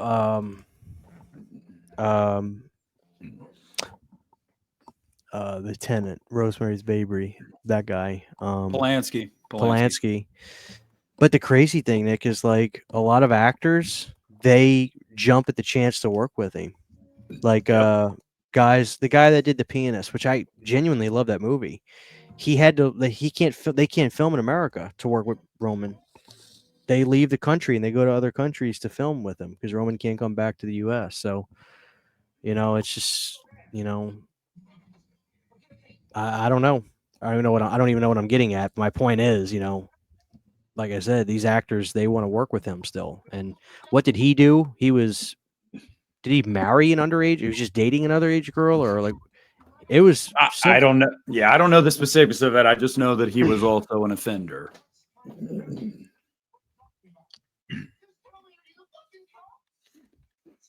You don't need the cops, brother. You're talking to Ray Wise, brother. Oh, he was with a 13-year-old. Sick bastard. 43. 43! Dude, what the fuck is wrong? Bring back the firing squad. Bring it back.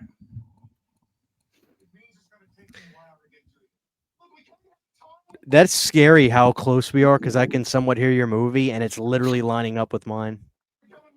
Oh, yeah, so this guy was my favorite, the nerdy dude, because like I would be shitting myself and freaking out and like reacting the way he is, Yeah. Oh, dude, I couldn't pretend to be tough in this moment. Are you fucking kidding me? No. Y'all saw that thing, right? Anybody that's like, we got this. Bullshit. No, we don't got this. All right. The fact that Ray Wise is like, fuck it. Even his son, look at his son. He's scared shitless. Ray Wise is like, I don't give a fuck, man. I'm going to rip that thing's asshole out. And you believe he will. Yeah. Yeah, his determination was great, and he's such an anchor in this movie too. It's good seeing him in this. I really like him. He's a great actor. It's just crazy too where they went with 3. Like you really had this movie left off with some really, really cool possibilities, and 3 was just like It's the best ending I've ever seen, dude. Like it really is a great ending. And then 3 is it just picks up randomly with like something totally different. And you're just like, what the fuck? What? Now I get it. Ray Wise is probably like, yeah, I'm not coming back for that shit. But hey, they got Gina Phillips back at the end of 3. They did, didn't they? Yeah, She was in it. I remember that now. That was the tease. And then Reborn was like a fucking Atari 2600 fucking shout out Timo.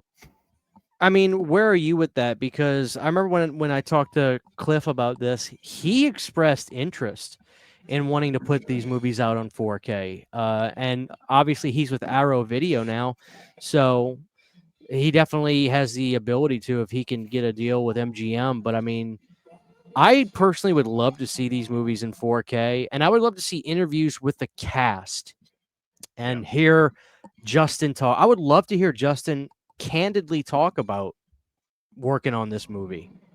Like I really would. Like I think people would be interested in that. I hope it happens, but part of me thinks that these Blu-rays from Scream Factory could be the end all be all for this. So maybe for now. Look, for me, I agree. I'd like to see it. I think that Cliff's perspective is right. And we largely covered a lot of this when we were talking about it over the last hour or so. Just like, punish everybody for one person. I just don't agree with that. I also think that like love them or hate them, the first movie's a genuine, like that's a horror classic for the 21st century. It just is. It really is. I'm not going to apologize for wanting to see that in 4K and wanting interviews with Justin Long and Gina Phillips. And no, I'm not going to apologize for that. Like that, I think that would be really cool.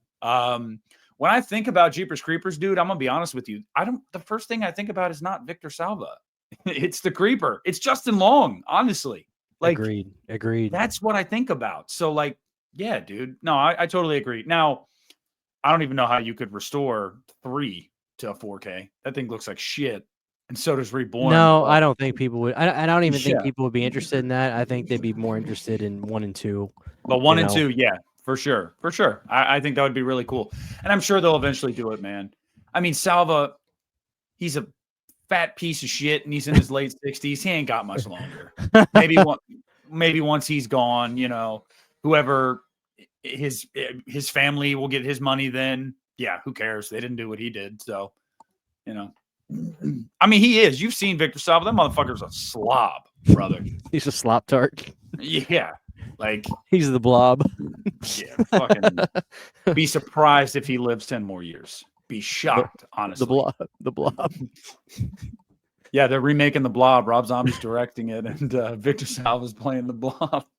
So, dude, speaking of him, I mean, there are rumors that that Lionsgate is going to do Devil's Rejects on 4K this year. But my thing is, and House, right? Yeah, I saw House as well. I hope so. We haven't seen anything concrete yet. I hope that's the case. I think more people are like, yeah, but what about his Halloween films? Even the haters probably would love to get those. But my thing that's is, a rights issue, right? Cliff, you talked to Cliff about that. That's a rights issue. With the Rob movies, I think that's Lionsgate, but there's a lot of people that think Rob doesn't want his movies in 4K, and it's really because he said that. I mean, but I don't know if he has control over that.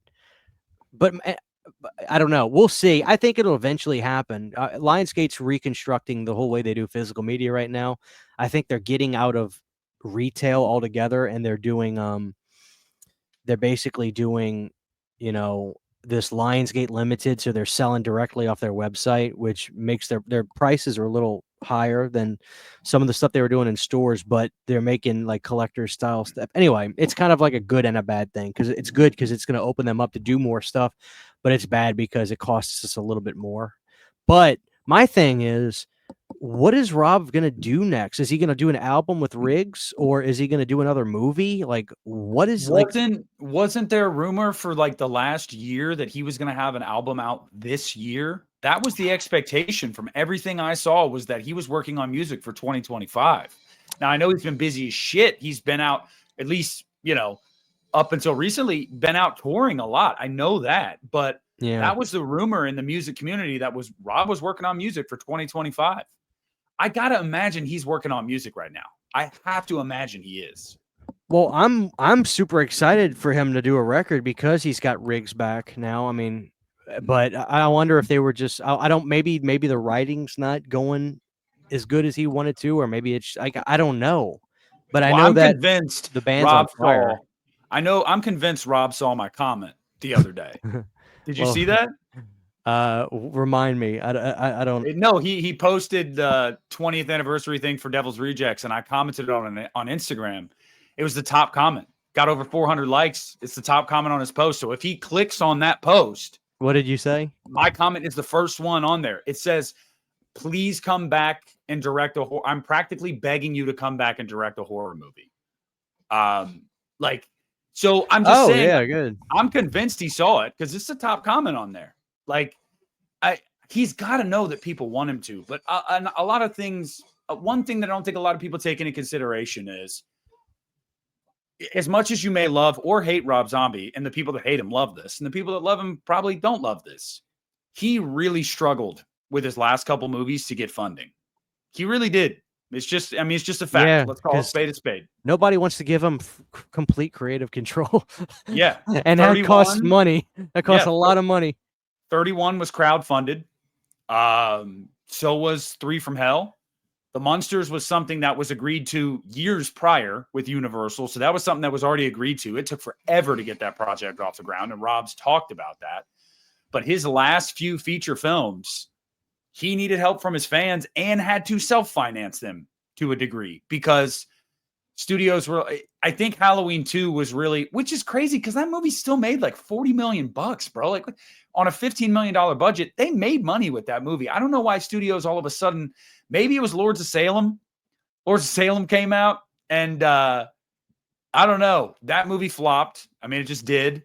But shout out to Jason Blum for giving Rob Zombie a chance, because I really dig that movie. But yeah, dude, studios just, they don't want to give Rob 15, 20 million bucks and say, hey, go do your thing. I think, and I respect Rob for this, they're like, yeah, we'll give you that money, but we got to have say in certain things. And Rob's like, no, fuck that. What I say goes. And you got to respect that. I mean, yeah. You got to respect that. I remember I think Sydney actually put money up towards 31. And I remember. I did. Did you? So you got like the thing you could listen to Rob's like tired ass voicemails, and he was like, "Yeah, day 4. So what we did today was like he was doing like I remember hearing a couple of them. It was really cool. No, it was really cool. I think I donated like $25 or something like that. I felt important. I was like, oh yeah, I helped fund a Rob Zombie movie. But no, what's funny is that movie that came out called Candy Corn by Josh Hasty. I have the Blu-ray of that. Yeah. Josh Hasty's the one that did the 31 documentary, making of. Josh Hasty went to he was from my hometown. I knew Josh. And while he was shooting that, the documentary with Rob, I was messaging him back and forth on Facebook. Dude, Rob's so cool. Like, he's a great guy. Like, giving me as much insight as he could. And then he went and made Candy Corn. And a couple of the people in that movie, I graduated high school with. One in particular, Nate Cheney. I can't remember what role he plays in that movie. I graduated with Nate. We grew up together. I think Patrick was in that movie too. A couple people I went to school with that I graduated high school with are in Josh's movie Candy Corn. I never watched Candy Corn. Sorry, Josh. I know you're not listening to this anyway. I haven't talked to Josh in years, but I'm just seeing if I can find it because I wanted to. I remember when I got the Blu-ray, dude. I had to go on the black market to get it. It was not an easy Blu-ray to get. It's somewhere around here. Candy Corn. Let's see. It's like It's a charming little film. It's Tony Todd's in it. Yeah, so I've Nate even got the Cheney- popcorn bucket that they Trick or Treat Yep. Studios did a popcorn bucket. I have it. It says Nate Cheney plays Jacob Adkins. Yeah, I graduated with Nate. No And, shit. Yep, graduated with Nate. I want to say Patrick. This is the same Patrick I graduated with, but Ryan wasn't his last name. Here it So I is. don't I know. got it. Oh, and that little person's in it. Pancho Moeller. Who was in, Yeah. yeah. Here, I found it. Yeah. But yeah, I thought that was really cool. Little, I don't know. It was just a little horror movie that a horror fan made. It's nothing crazy, but it was cool that some of my friends were a part of it, and my little small town could churn out somebody that ended up being something. I mean, shit, he got to make a making of documentary on the set every day for a Rob Zombie movie. To me, that's something. Like, you made it. Yep. Courtney Gaines, Pancho Moeller, PJ Souls, and Tony Todd. Candy corn. Yeah, dude. I remember getting this. It took me when I ordered it took 3 months to get to me. And it's charming. Like it's just a little charming, modestly made film. It looks really good. But yeah, dude, I mean he's got Tony Todd in here, and 2019 is the date on it. And I remember my case was actually damaged when it came in. It wasn't his fault. It was so I took an old case, which was my RoboCop case, and put my candy corn in there. So that's why there's a RoboCop in here with candy corn. But I liked the pumpkin thing on there. I remember Trick or Treat Studios made a replica of it, and I bought it, and so I have it. I don't think Josh has really done anything since then. Dude, candy corn was kind of flying high for a minute too. I remember all the companies were doing T-shirts and stuff. I remember Bloody Disgusting posted about it. No, I know. I was kind of jealous. I won't lie. I was thinking fucking Josh, why didn't you ask me to be in it? You got Nate in this motherfucker. I can act better than Nate. No shade to Nate, but come on.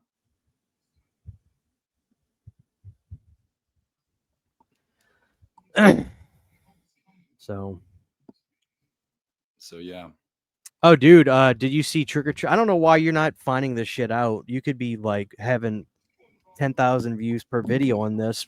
Spirit Halloween's doing a replica of the clown from Poltergeist this year.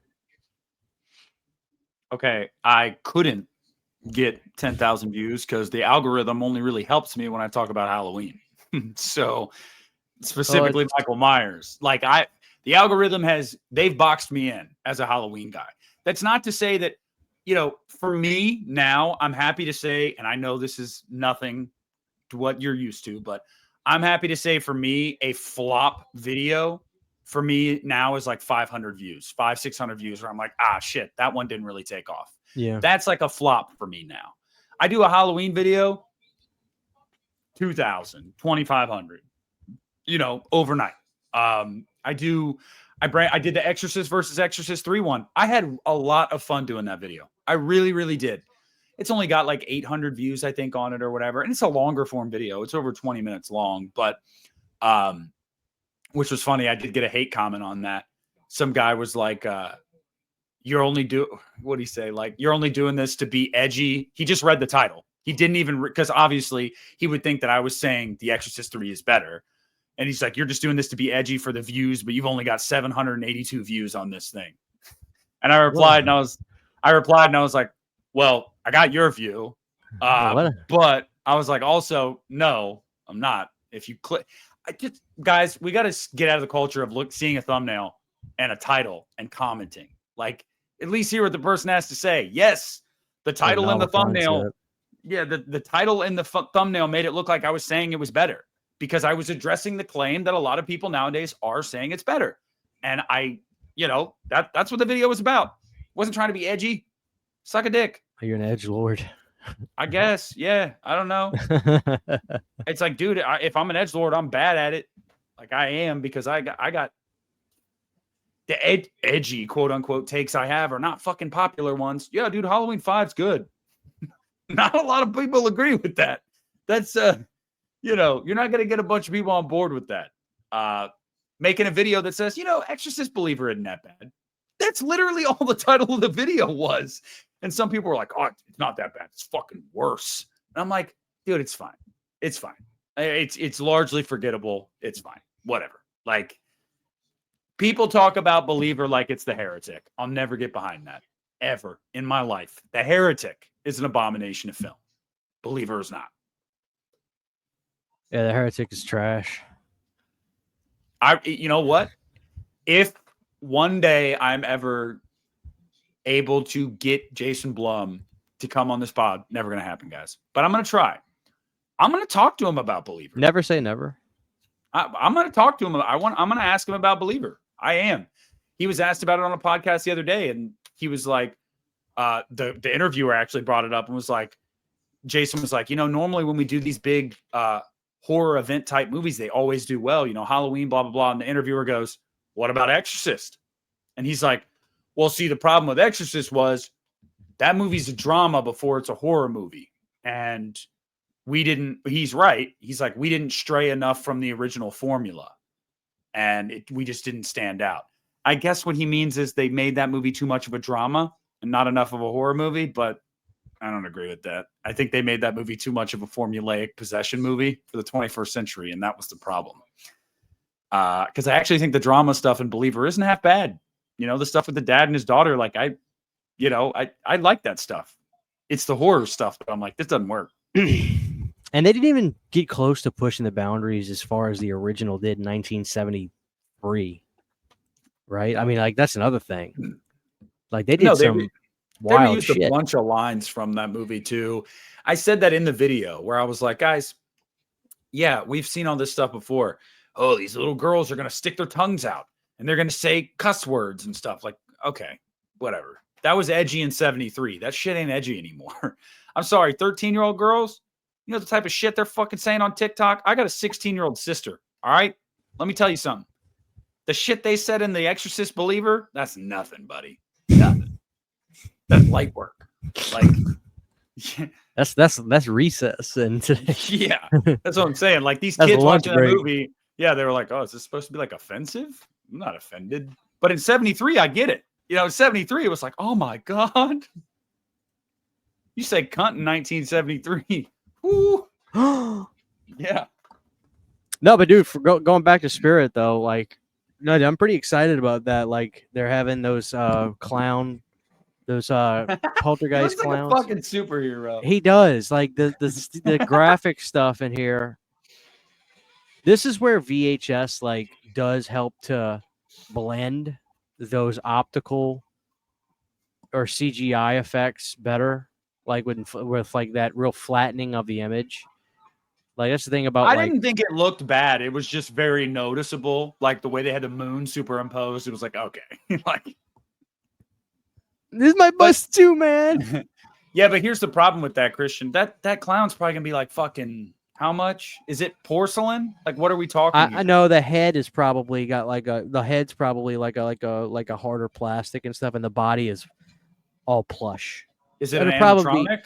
No. It's like handheld. Like, you can it's probably like $2.5 $2.50. Yeah, that's what I'm saying. But the head sculpt looked great, which is the most important thing. Last year they did those Halloween 2 pumpkins, which are badass. I love mine. I'm just wondering what they're gonna do this year with Halloween. If they're gonna have any other kind of new kind of like statue-esque thing. I can find out. You need to, dude. Steve in a while. Even if you can't share pictures of it, like, just say, that's the thing. You've said the guy's name too much. So if you do videos and like the word gets out, like, yeah, I haven't said his last name. Steve is a very common name. I'm sure he's not the only Steve that works for Spirit Halloween. Well, I'll tell you, dude, like, I would exploit that because my thing now is, I have people that are on the inside of like Warner Brothers and stuff that are starting to talk to me and DM me, and they'll say, hey, you can like, I did a video about Hostel, and I said, Hostel's coming to 4K. A guy that worked with Eli Roth hit me up and said, hey, Eli was just talking about it. He convinced Sony to let him do it. And so I did a video about it, and they always do good. And some people naturally are just like, I don't know. And then I got confirmation from somebody who works for a company that was trying to they were talking to Sony about titles, and they were like, well, we're doing that. We're already doing Hostel. So I got the confirmation on it. So yeah, dude, I love it. I love exploiting all that stuff. Here's the thing. If you get the info, dude, somebody, if you don't do it, I will somebody else tell can do you. it. No, I'll tell you. I'll actually text him tonight, and I'll get some info about specifically like, because the last time I did this last year or the year before that, I asked him about the Halloween license stuff specifically, and then any other movie stuff.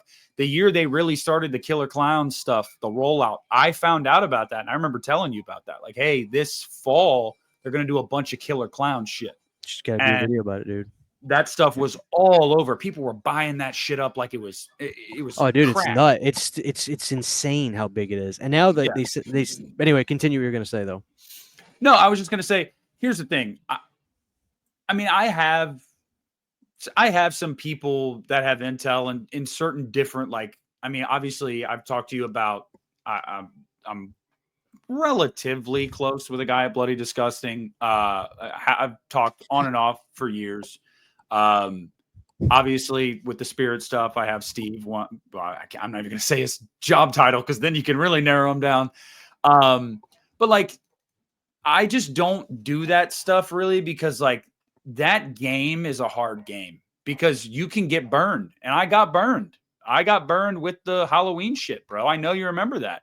It was between A24 and Miramax, and Miramax came out on top when all signs were pointing to A24. And I looked like a dumbass, and I wasn't the only one. A lot of people were running with it because that was the word on the street. And, I was just kind of like, this is why I don't do this. I don't get in this rat race, because you're going to have egg on your face a couple times. Sure, you might get it right more than you get it wrong. You're still going to have to eat crow. And I just don't want to do that. That's just with the spirit stuff. That's different. Yeah, I can absolutely get, because I mean, this motherfucker knows exactly what's coming. Like, he knows months. And I could know in February every year, the big stuff they're rolling out. That they have their meeting. Their first meeting is like into January in New Jersey. With like the higher ups, all the zone managers, and they go over everything. This is what we're rolling out this year. So like, I could get way ahead of that. The problem though is, dude, like, you know how it is. That stuff pops off late summer and fall. You make a Spirit Halloween video in February and people are like, the fuck? Like, it's Valentine's Day. I don't know. I get that, but I just think, dude, if the guy works there, you can't get a better source than that. My whole thing is this, dude. Like, somebody's going to do a video on this stuff first. And if you have an insider, it's gonna be me now, motherfucker. Like, yeah, No, we'll collab on it. I'll give you the info. Yeah. The beauty is now, and like, I'm finally starting to get there with my channel, is I don't have to necessarily be first, but you put your face out there long enough, eventually people kind of want to just hear what you have to say about something. Mm-hmm. Not necessarily that's the thing, is if you can get your channel to that point, that's where you're gonna be all right. But yes, I mean, I would not want to start over with YouTube. I tell you that. No, it's so oversaturated these days, man. Like, it's just, there's too many of y'all. What do you mean, y'all? I've been around. I created my channel 16 years ago, buddy. I wasn't referring to you. I'm just saying, too many of y'all.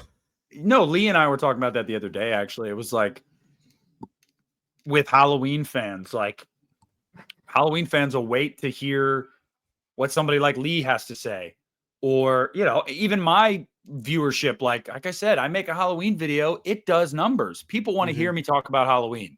Do they want to hear me talk about The Exorcist? Not really. But they want to hear me talk about Halloween. Not right now, but point taken. I mean, all you got to do is look around my room. I fucking pan my camera around. Like, yeah, it's no fucking secret. Like, you got Halloween kills right above. You got kills right above the headboard. Right above the headboard. Dude, where's your ceiling fan? You just got a light right there? You got no ceiling fan? I got central air, buddy. And I'm not a fan person anyway. Oh shit, dude. No, I need that fucking jet. I need that 747 right above me, firing on all cylinder. I need that 007 fan, or that Mission Impossible. I need that sucker blowing my mouth back. Even in the winter, me and Sydney, we like to be warm, but with that cold air hitting us. No, I get it. A lot of people are like that. I don't know. It's just never been my thing, man. I can't stand it. I always feel like I wake up and I'll have like a dry throat sometimes because of it. And Oh yeah, like, you're gonna wake up sick, but you're gonna walk it off. that shit ain't worth it. I wake up every morning going, like clearing my throat, it's like sinus, you know. I got enough sinus problems as it is. I don't need to add to them. That's the way I look at it. Is like I already struggle with my sinus problems day in and day fucking out, no matter the time of year. Last thing I need to do is exacerbate those motherfuckers at all. Oh, here's our first close-up shot. Ray Wise, God, buddy. dude, those eyes. That's what makes it so interesting is they didn't give him like monster eyes. Like that's the actor's eyes, right? Yeah, that's Jonathan Breck. That's what makes it. And the fact that he has those blue-green eyes is, dude, that's perfect. Here you go. You got the post puncher. Nail his ass. Come on. I remember my grandma and my uncle watching this. Yeah. And they're clapping. They're all excited. Get him. I remember thinking like he's gonna miss. He's gonna fucking miss. They're gonna build this up and he's gonna miss, and he didn't miss. No. God damn. He's pulling a truck. Imagine how dumb the creepers got to feel, bro. You knew he was about to fire that thing. You knew. You stood it. You stared him down, and he still got your ass. Yeah, here's our CGI, him up in the sky. Maybe that's like I don't know if that's like a big green screen room that they were in, or dude, that's like a that's wallpaper. That's not CGI. Jonathan Breck can fly. Damn, look at the truck going off the ground. Come on, dude. Reel him in. Start reeling. That's what I'm saying. Well, now he can. I think, now that they're grounded. Yeah, you can't pull it now, motherfucker. Well, yep. Now it's starting to go You're around. screwed, brother. It doesn't work for me, brother. When is this video going up, by the way? Tomorrow. I put it on Patreon the night before. Give people like 12 to 18 hours, which is funny because, dude, every time I do it, I can put this bastard up at 1 a.m. It'll be earlier than that tonight, obviously. I'll wake up the next morning and it's already got 15, 16 views from Patreon. I'm like, God damn, bro. Y'all wait for that shit? Yeah, happy Return to the Living Dead Day to everybody then. That's kind of perfect. Uneeda's coming out on Return to the Living Dead Day. There you go. Yeah, that's when I told you, I was like, hey, I just got to record a video real quick. I was just doing a video about all my random Return to Living Dead releases. Yeah, I'm assuming you're going to be editing that when we're done. Well, I didn't edit it. I just filmed it, and I'm just going to upload it. I want to look at this, dude. Here's a DVD, a Blu-ray of Friday the 13th, the original. This is the slipcover on it. That's awful. Look, it's the original, not the remake. It's the original, and this is the slipcover. Jesus Christ! Fucking liars. Who put that out? Paramount. No, this is old. This is from like 2018. But like that is gonna be the most false advertisement of all time.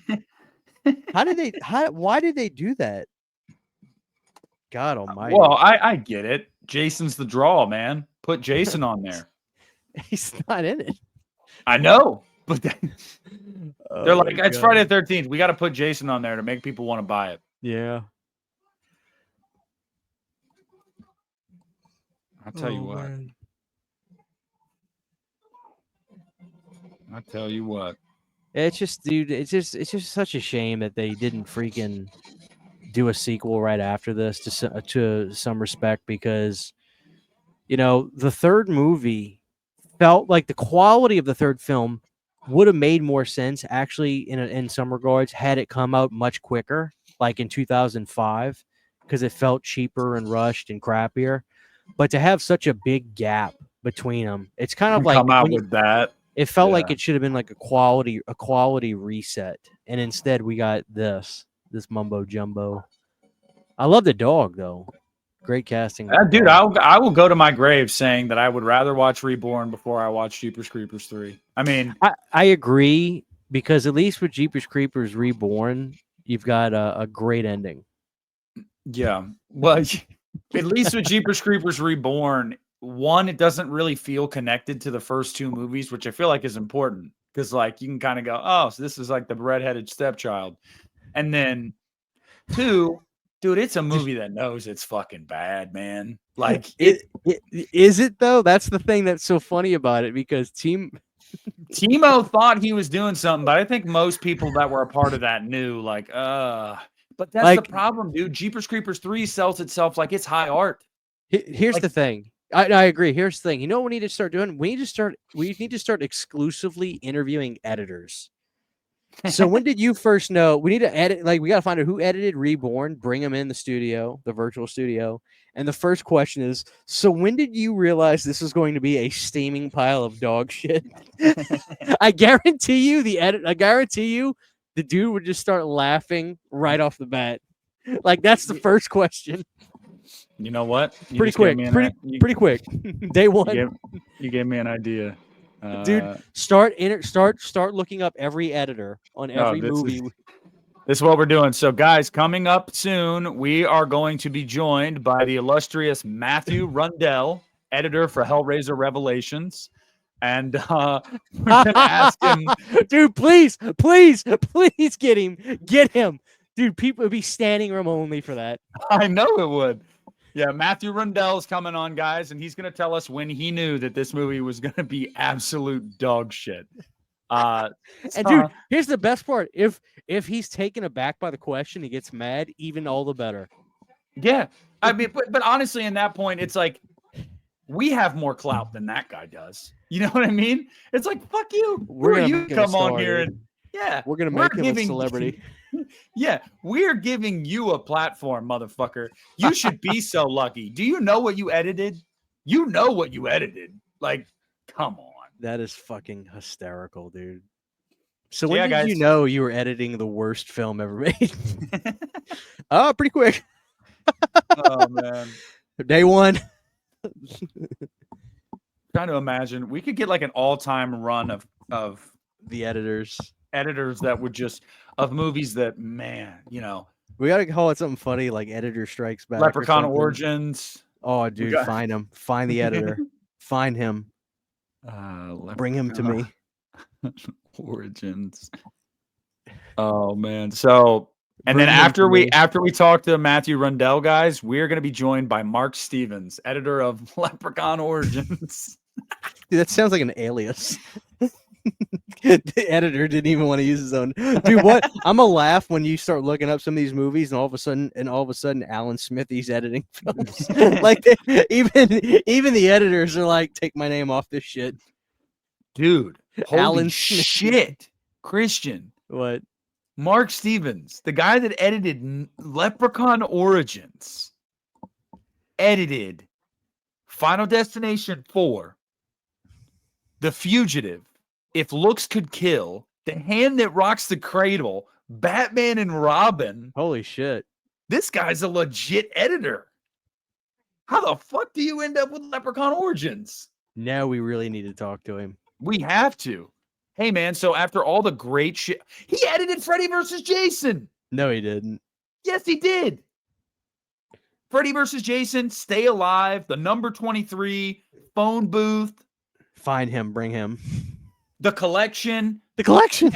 Yeah. So, hey, man, you got all these really good movies on your resume. What made you want to take up Leprechaun Origins? Like, what possesses a human to do that? Because I know that job didn't pay well. It was a fucking WWE movie. They premiered that shit on Sci-Fi. God, he edited Freddy versus Jason. Here I am joking about Mark Stevens. Dude. How dare I? I wonder if doing Leprechaun Origins made him rethink his entire career. He has one movie after that. He said, fuck this, I'm scarred for life. Yeah, he has one movie after that. That is funny. It says he's still active. Oh my God. Oh, man. He's got some all-timers on there, though. Well, we can ask him about Final Destination 4 as well. Hey, when did you know that this movie also was going to be a pile of shit? A big pile of shit. That is so funny. By the way, guys, Jeepers Creepers 2 is still going on. Yeah, we're But this scene is actually pretty awesome when the creepers coming after the truck. Dude, yeah, this shit freaked me out. Oh man, go! Oh, dude, it's brilliant what he does when he slams on the brakes. Oh yeah, yeah. That's all you could do. He's gonna catch up to you. Look at him fly. Look at him He go. actually looks pretty good. Not He gonna does. lie. That scene does look good. You got the flare gun, shoot that motherfucker in the face. Dude, you gotta imagine, dude, that obviously wouldn't hurt as bad as a bullet, obviously, but like you hit him with a flare, say that flare gets stuck on him, it's just burning constantly on you. Man. Oh yeah. Dude, the panic this guy is going through. He really wants him. The absolute panic. Yeah, I will say a lot of CW this guy's selling it right now, bro. He is he's killing it. Yeah, this actually looks pretty good. Yeah. I don't think this is aged poorly at all. Oh, I man. don't think this is good. Get out, bitch. You gotta wonder why he didn't stop and grab the girl. I We're guess on he's well, I mean, now we know. We found the one on her period. That's why he kicked her off. Yep. So- Doom! Dude, the black guy was in the back of the truck. Dude, he's dead. I know. He's trashed. Dude, poor dude is trashed. Oh my god. Imagine being in the back and be like, oh shit. Dude, you're 30 feet in the air. Fucking. Oh man. What a great scene. I love how it made the truck flip though. Like how I don't know why it would make it flip. But hey, movie magic. I'm just surprised the truck hadn't blown up yet. Doesn't it blow up? I'm pretty sure that fucker catches on fire. It does catch on fire. Yeah. I remember being pretty surprised that he that like this really took him out, the creeper. Like he was pretty worn out after this. Yeah, I mean, you'd imagine that's multiple broken bones. He's got to eat more to replace them. He kind of has to obey the laws of physics, like in the sense of like, yeah, he can fly and he's super strong and he's super fast, but he uses human body parts. Yeah. Those things There he get is. yeah, ooh, yeah. Ooh. Oh god, look at that. Yeah. That's not good, buddy. Oh, I remember when you see him flop up and down like he's a fish in the water. That shit freaked me out as a kid. He's hopping. Oh, look at the wing. You know what I want? I want those wings. Screen used wings. Oh, dude, I wonder what that's made out of. Look at it. It's like some kind of sheath or something, or They some kind of vinyl. They said it was like the inside of a shower curtain is what it like felt like. You know, Right. the inner lining. Yeah. Oh, there it goes. Ah, yeah! Blew up. Let's go. Oh, Look look at at that. him right there. Oh, dude, look at him. What a freaky looking character. Is he the last of his kind in a certain respect? Like what after the creeper is there? That's like what was the next creeper? Or the next kind of like slasher monster? Victor Salva. Yeah, no shit. No, but seriously, like I wouldn't say like a Hatchet. I wouldn't say like a Victor Crowley or like Art the Clown. Art the Clown. Do you think so? Like, do you think it's the same? Do you think it's the same category? It's not the same as category. Creeper? No, this is a monster. I know what you're specifically asking. Is like, what's the next like franchisable monster after him? I don't really know if you have one. To be honest with you, dude, monster. Like, Blumhouse was hoping it would be the Wolfman. That didn't happen. Yeah, they forgot the wolf part. Do you know what sucks though? The first half of that movie was pretty dynamite. Like, Yeah, I Lee remember Whannell's a liking good it. director, but that thing dropped like a rock at the box office. I was shocked. I thought it would make Dude, money. It did not. That just goes to show you how powerful word of mouth still is. Because I just Yeah. thought it was bad, dude. Like they just got worse and worse. Well, it goes to show. Yeah, I mean the same. It was almost token- like if A24 made a wolf movie, which is not what I wanted. no, not at all. Let's make a wolf movie without the wolf part. Dude, this motherfucker, He looked like he just was sick. Lieutenant Dan. Oh, dude. Like when he started, yeah, I'm ready from. Here we go, dude. This shit freaked me out as a kid. Here he comes. Yeah, he's like, oh, This is such a well done scene. I'm all right. Like, there's things about this movie that are clearly not. Now Like- that doesn't age well. That did not age well. But dude, as a kid, that bothered me. Like Oh, it's what for- the way his foot flails behind him, it just bothered me. This shit.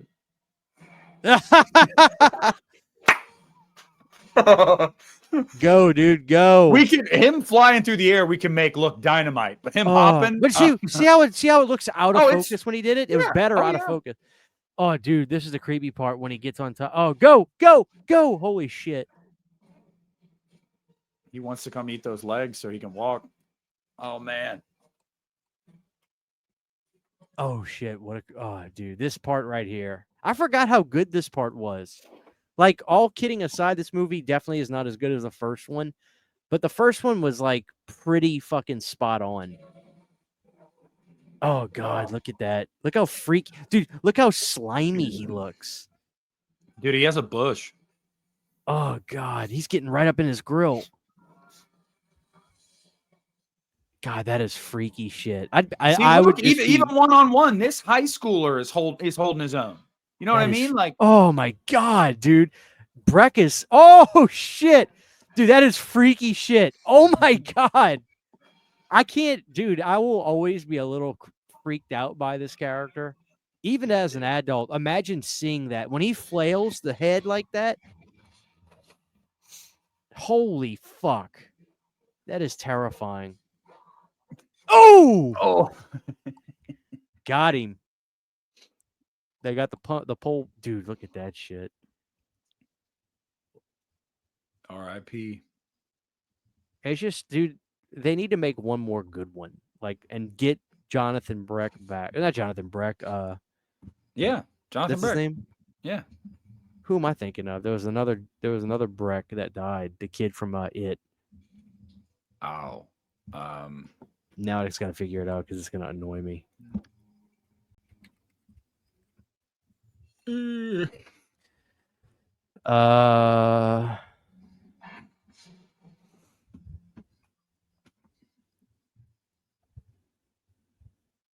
me see.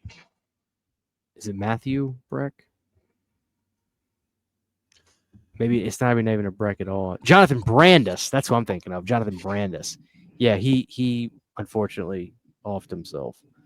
This shit is so cool too because like I love this moment when he's just like annihilating the creeper. He won't let him recover. Yeah. The creeper looks at him so fucking angrily too. Like when he Oh starts my to go God. to sleep. Dude, look at those. Yeah. Oh yeah. When he starts to cocoon. Yeah, he's looking at him like I'm coming back for you in 23 years, motherfucker. Holy shit, that is free. Yeah, you're right. I remember that. Yeah. Oh my God. Revenge of the Nerds, motherfucker. Look at him. Hey, he's suffering. Hey, he's gurgling. I'm sure people probably didn't think that on their bingo card today they were going to be having a Jeepers Creepers 2 video. You know? It's So summertime, buddy. These are summertime watches. Oh, he shut his eyes. But then I believe the sun starts to come up, I think. He looks right at him as he's cocooning and the fucking there he goes. Yeah. Oh, he's coming back. He's coming back. Holy shit. Oh my God. Dude, that is fucking freaky. Mm-hmm. He is so angry. He can't wait to eat you in 23 years, buddy. Holy fuck.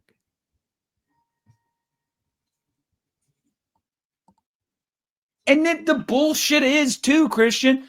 Jeepers Creepers 3 isn't even a sequel to this. It's a fucking prequel. That's what I don't get, dude. I mean, Ray Wise is still alive, too. He could theoretically do it. How long? We're 23 years. This movie was 2000 what? 03. This one was 03. Dude, that means next year. That's right. Oh my God, they got to do it, dude. Christian, we could crowdfund this fucking thing and raise more money than they did for Jeepers Creepers 3. Yeah, dude, you know how much backlash we would get? I mean, seriously, we would. Yeah, but if we made a good movie, man, people would have to eat their words. But the first thing we need to focus on, I'm still trying to get Christian to do Uncle Jerry 3. I'm trying to get funding. I need $50 and a roll of toilet paper. Now you got to get Trey. That's what you need. You can't make an Uncle Jerry without him. Yeah, he'd do it. Reach out to him, say, "Hey, we're getting the band back together." Actually, the guy Chris Calhoun that was in those videos, he was at my last gig I played with my band. He was there, and he said, "Dude, when we doing part 3?" And I was like, "Dude, if you only knew like how like people on the internet have now watched those movies, like we actually do need to make it." And he's like, Have they gotten over ready. 1K now? I doubt it. Let me see. I need to share them, just like guys. Like I need to reshare them, or I need to do a live commentary to Uncle Jerry. And then after that, we'll do Sam Hain. I would love that. Uncle Jerry. All right, No, dude, they've only got 117 views, but I think like when they came out, they had like 4. So Uncle Jerry Part 2, The Rise of Jerry, is 342. You know what's funny too is I've noticed this week when you get a large influx of subscribers in a week, and then you start to get comments on videos from like a year ago, 2 years ago, and you're like, holy shit, this person is really binging my stuff. Kind of crazy. I'm like, damn, I'm going back to this thing. I haven't thought about this video in 2 years. Yeah. Just wait. Guys, start the hashtag online. Uncle Jerry 3. I would love that. Bring back Uncle Jerry. Tomorrow you're going to open up YouTube Studio, and your highest performing video in the last 24 hours is going to be Uncle Jerry. Dude, I'd laugh my fucking ass off. I'm willing to bet you any amount of money. Like, I mean, this episode's probably going to get, 2,000 views or so. I'm willing to bet you any amount of money you get at least 100 views. At least 100 on those. They're not long watches, guys. So now they're charging people to see the creeper, which is funny. And this dude's just not wearing a shirt. Like, imagine being that guy. Imagine just being that guy. Like, I really don't give a fuck for people to like me, or like, it's just like, I'm going to be a douchebag and I'm going to just, God, the bat out of hell. Look at that. Yeah, I'm pretty sure that guy has his shirt off because Salvo probably was just like, yeah, you should do this with your shirt off. You know what? You're probably right. You're probably right.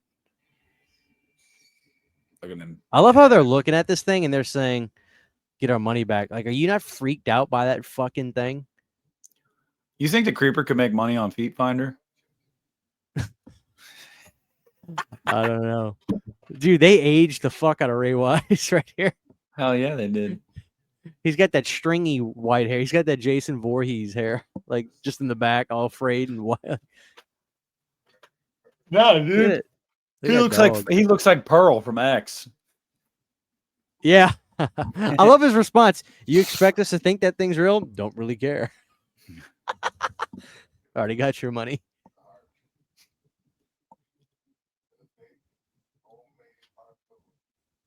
Even the harpoon's covered in fucking cobwebs. It's right there next to him, but it's covered in cobwebs. If you made a sequel to this movie for literally next year, you could bring Ray Wise back, and he would be 23 years older. That's what I'm saying. It's literally perfect. Yeah. They need to do it. It's the right time. About 3 more days. God, he looks gross. Ugh. I know. It's like dinosaur skin.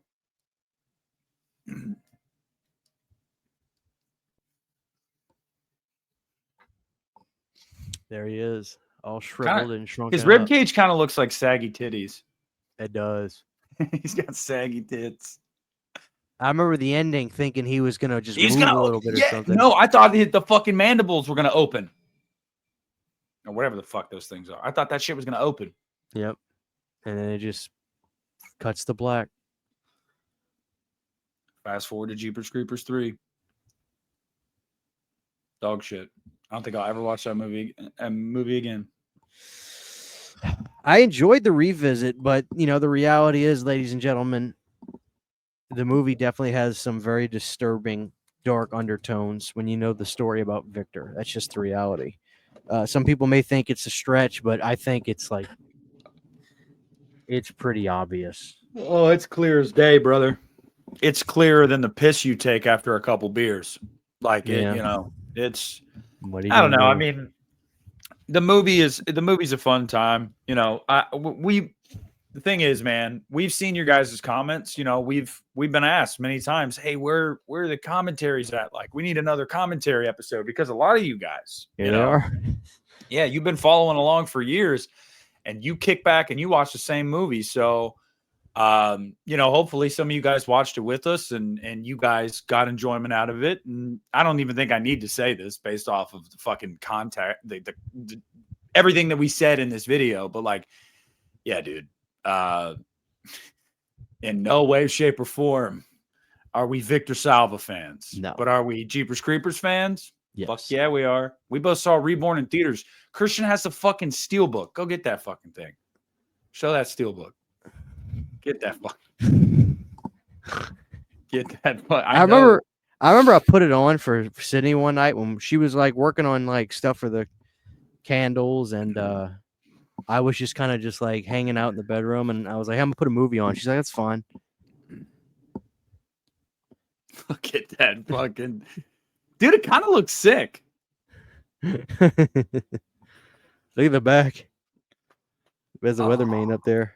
Yes. God damn. Reborn. Growl's Christian's favorite part of that movie. It's the best. The weatherman came down. Dude, it's just kind of a bummer, like, that they never ever really made a good one after that. What an ending. That brings me back to my childhood, dude. I remember that ending really fucking bothering me on 2. Like, just like creeped out. Like, oh, do you remember following along? I don't know if you were weird like I was, well, still am, but like, did you ever follow along with the, like, go to Google or Yahoo Movies for like movie news when you were younger? And we always used to see the listing for Jeepers Creepers 3 Cathedral. Do you remember? Yes. Vividly. Cathedral, that word. Mm-hmm. Yep. And like every other year it was like, all right, it's going into production. It's finally happening. And I was like, let's go. And nothing happened.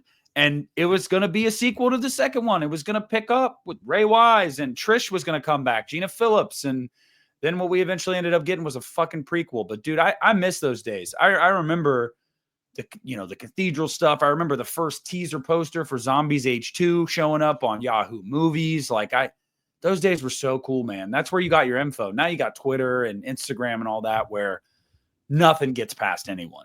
Something comes out, and it's all over the place in 5 minutes. But back then, you'd have to go home, get on your fucking desktop, and go to Yahoo Movies, and you'd see it on the homepage. You're like, what the fuck? God, I miss those days, dude. Yeah. I miss the Matt Lauder MTV News days when they interviewed Rob Zombie on the set of Halloween.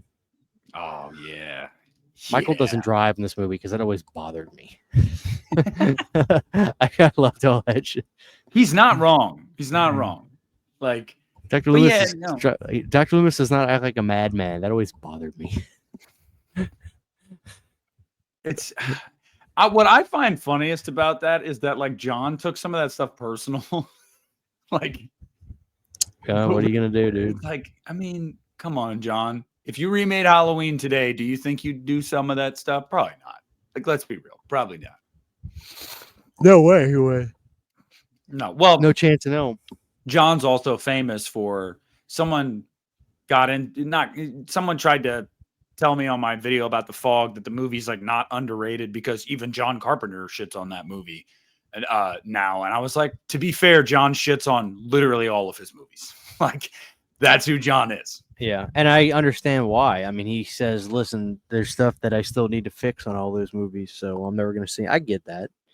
And I think it's more relatable when you hear a director say, "Oh, I'm glad you like it, but I got I get that. I respect that." Yeah. Kind of a perfectionist mindset, who wants to, oh yeah, I made a great movie. It's fantastic. It's so good. You're going to love it. Like, then you get fucking Halloween Resurrection. Rick Rosenthal would tell you it's a good movie.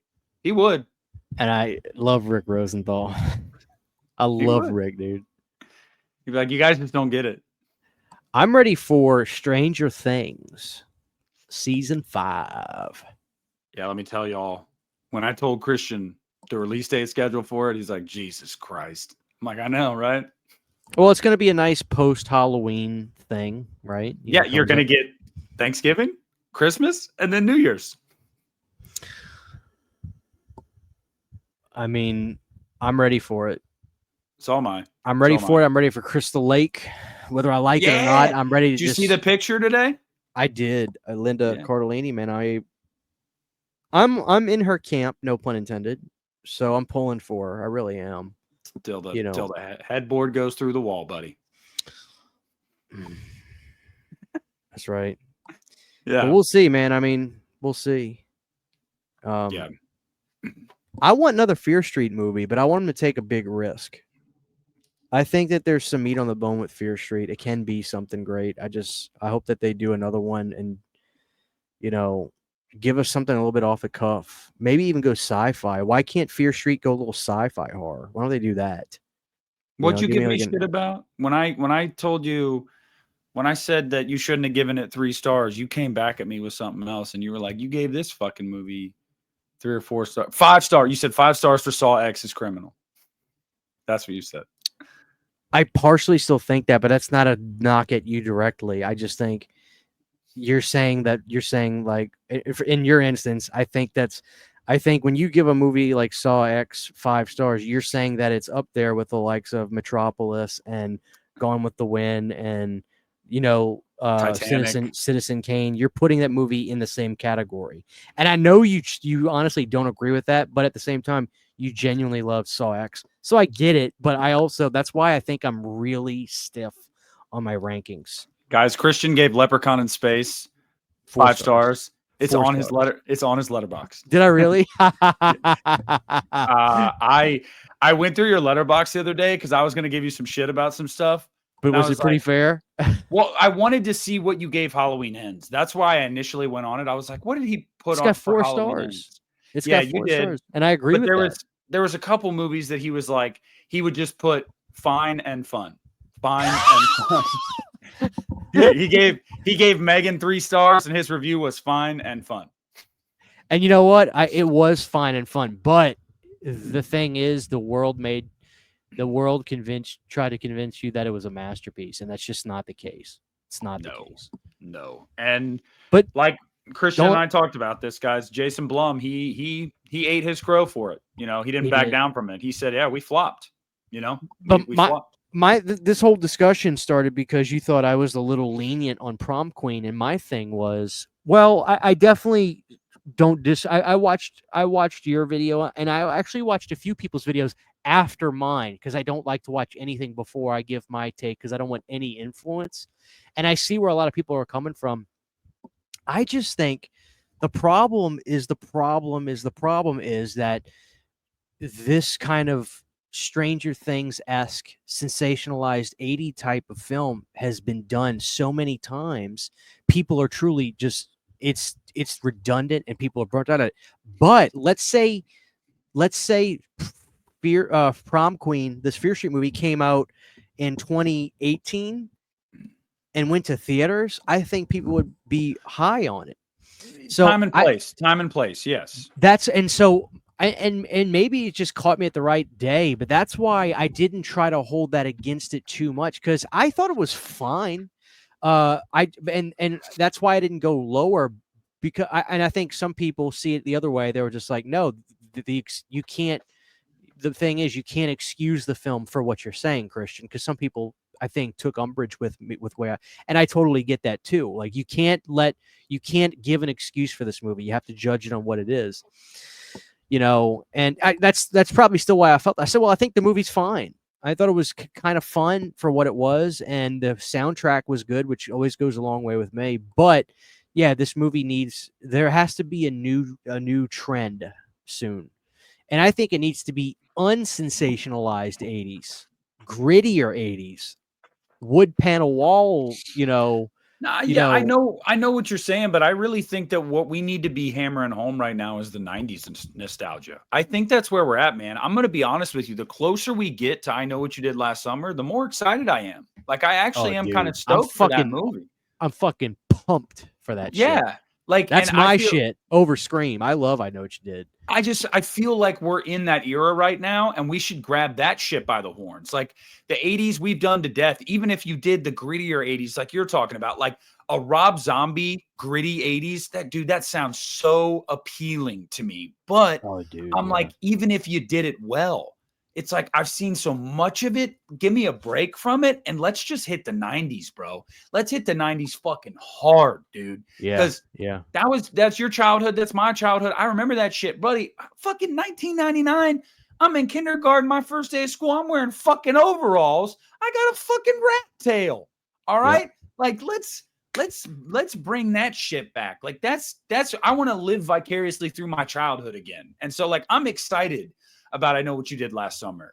And you know, I want to see more like that. One thing I'm not excited about, a remake of The Faculty. No, dude. Why? That's a fine movie, but like I never even bought like that. People were asking me if I was going to review that. I'm like, honestly, I don't even want to buy it. Like I just don't. Like it's fine. It's fine and fun. Fine and fun. Yeah. That's Yeah. gonna that's my like thing. I'm just gonna say with all this stuff. I like It's I want fine and another fun. well they did announce an urban legend. That's going to be coming sooner rather than later. That's kind of exciting. I'd watch that. You know, I'm going to be honest with you, man. As much as you might hate this, I know a lot of people might hate this, but hear me out here. I kind of wouldn't mind another Hannibal movie. You know what, dude? I fucked with Hannibal Rising. I thought I was gonna hate it, but it was almost like an action Dude, I weird just kind of watched it like movie. a week ago for the first time. I just watched it like a week ago. That broad that was kind of like you know, Japanese lady? oh dude, she can get it. Yeah, but here's the problem. It was like an action movie. It felt like a John Wick movie, in a lot of ways, or like a fucking take. It was like Taken, like, but Yeah, I liked but it though. here's my thing though. I just mean like, no, like let's make a sequel to Hannibal, and you could do that. Hannibal would be older now. You know, you could bring back Anthony Hopkins. Like, he'd do it. He was in Transformers 5, buddy. He ain't gonna turn down anything. Yeah. Fuck. Like Hannibal lived. Bring him back. Make another one. Who the fuck cares? Like, I know a lot of people shit on Hannibal, and rightfully so to a degree, because Silence of the Lambs is genuinely great. And Hannibal was like, you know, it's fun, but this ain't Silence of the Lambs. I don't care. That's the trilogy I want. I want a sequel to that movie because Hannibal got away. Cut his hand off, if I'm not mistaken. Yeah, cut his hand off and was eating brains on a plane, but he's alive. I don't know. They'll remake that shit one day. Watch. Well, yeah, they will, but I'm saying they don't need to, man. You still got No, I agree. Hopkins out there, you know. He ain't retired or nothing. No, like I said, he was So. in Transformers fucking 5.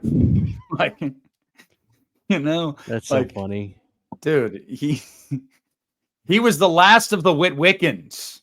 Okay, he went to Stonehenge to try to stop Quintessa and Unicron from eating the Earth. All right, like if you can sell him on a script like that, you can get him back for another Hannibal movie. Give me a break. Did you ever watch the series Hannibal? People have told me to watch it. I never watched it with Mads Mikkelsen.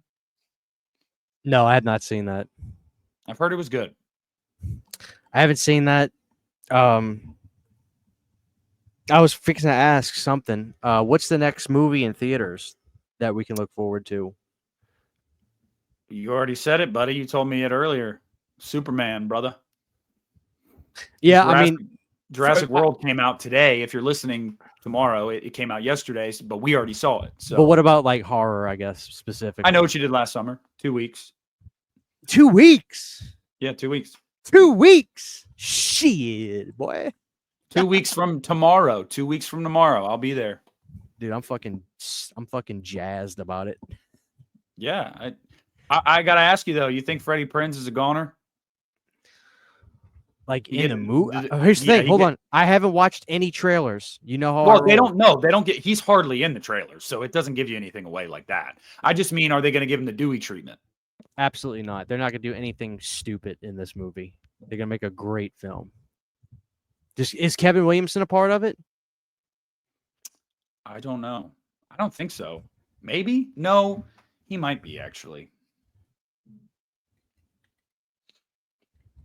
You'd have to look that up. Yeah, because I don't want to speak on it and be wrong. I've done that enough. Fuck him. Dude, the way I operate is just say shit and record it and put it on the internet. Fuck them. A24 got Halloween, guys. All right, no, Kevin Williamson is not writing the screenplay for the new I know it's gonna be great then. Here's the thing, I'm gonna make a bold statement. Kevin Williamson is out of touch. He's a hack, and he's gonna trash the new Scream film. Either that or it's gonna be diabolically great. One of the two. But if you had to place a bet, Nick, on if it's gonna be a trash bum film or it's gonna be great. There is no in between. You have to put your chips in one spot. It's gonna be utter garbage trash or it's gonna be great. Which way are you going? I'm going trash. I'm going great.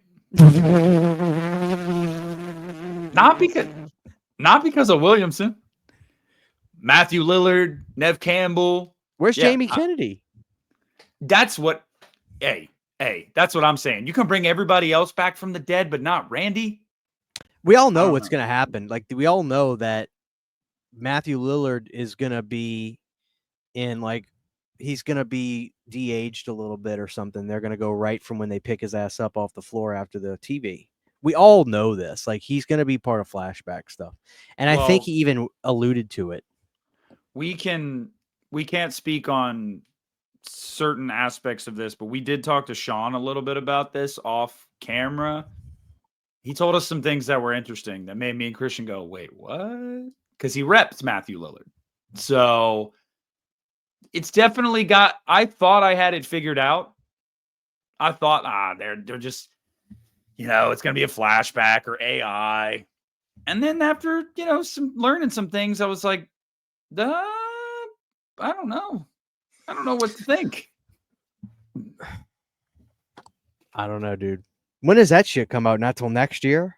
February. Fuck. February 27th. Oh, dude, it's doomed. February is the sneak. No, that's why they're doing it. There's going to be no competition. None. Like, you drop that in look at Happy Death Day. It worked for the first Happy Death Day. They did Scream 22 in January, and that smashed. So if there's not competition and your movie doesn't get shit reviews, you can usually stand out in those months. Now, if it's trash like Christian worries it might be a flop because word of mouth will spread quick and people will go, yeah, I ain't going out in 20 degrees to go watch that shit. We'll see. There you go. We'll guys. see. By the time we record again, it'll either be. We will have seen I Know What You Did Last Summer because I am on vacation the 11th through the 16th in Florida with my mom and my siblings, and we're going to Universal Studios and all that shit. So I leave a week from tomorrow. So by the time we record again, I Know What You Did Last Summer will have been out. Superman. Although, we don't really talk about superhero movies a lot on here, but Christian and I are definitely going to talk about that one because we're both going to go see it. I'm actually looking forward to it. I'm not going to lie to you. I hope it's good. I think that the world's a better place when some of those iconic characters like Spider-Man and Batman and Superman have movies that are good and coming out. I think that's good for everybody. So I hope it's good. But yeah, we'll definitely have stuff to talk about. Maybe we'll do a live. Yeah, let's do it. The weekend of I Know What You Did Last Summer. In like 2.5 weeks after we both seen I'm jazzed. I'm glad it's coming. I'm glad it's coming sooner than you later. getting a cup? You see the cup? Where's it at? Is it at AMC's or Regal's or? It's one of the two. I don't know. I'll see. Which one. I'm going. If I'll look for it next Tuesday when I go to the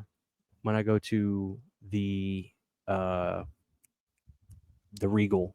For the What's IMAX bringing you out of retirement to go see Superman? What is it about Superman? My buddy at work has always gone to these movies during the week, and he's asked me all the time, and I get along with him real well. he's actually my boss at work now. We work together, and he's chill, cool guy, and we love talking movies. And we went to go see Jurassic Park, and I just had a great time. We just hung out, we shot the shit, we just joked the whole way there. And he was like, "Dude, you want to go see Superman in IMAX?" I said, "Let me just make sure Sydney doesn't have nothing going on with me that night, and if so, let's go." And she was like, "No, go have fun." So we're gonna go, and I haven't been to an IMAX in a long time, and I saw the trailer for it, and it honestly reminds me of the old '70s Superman. The trailer, it's very bright. It seems kind of happier. So and he told me that's why the Snyder fans are mad. yeah, it's not a dark, brooding. Yeah, and that's what David told me. He actually, well, that's his name. So he had said, go watch the 2000 whatever one. Go watch it. That way you can compare and contrast. And because he knew I liked I don't know if it's the original, but the 77 whatever it is, the original, to me, the original Christopher Reeve. Yeah, the Reeves ones. He knows I like those because I grew up with those, and he was like, "You're gonna like a Hughes Christian. This is the 2025 Christopher Reeves version." I could tell by the trailer, and I was like, "Well, good." And that's why I was excited. I said, "I'll go see that." So that's really why. Did you like Man of Steel? Was that the 2006 or 7 one? I didn't see it. That was Superman Returns. No, I didn't see. I didn't see. I haven't seen any of them but the OG ones. I really like Man of Steel. Batman versus Superman is the sequel to that. I don't really care for that movie. But I really like Man of Steel. But yeah, it's like the opposite. From what I've read, it's the opposite of Man of Steel. Man of Steel was dark and sad and dour, and this is hopeful and comic booky and bright and funny. And isn't that what Superman was in his inception? You know what I mean? Yes. So yeah.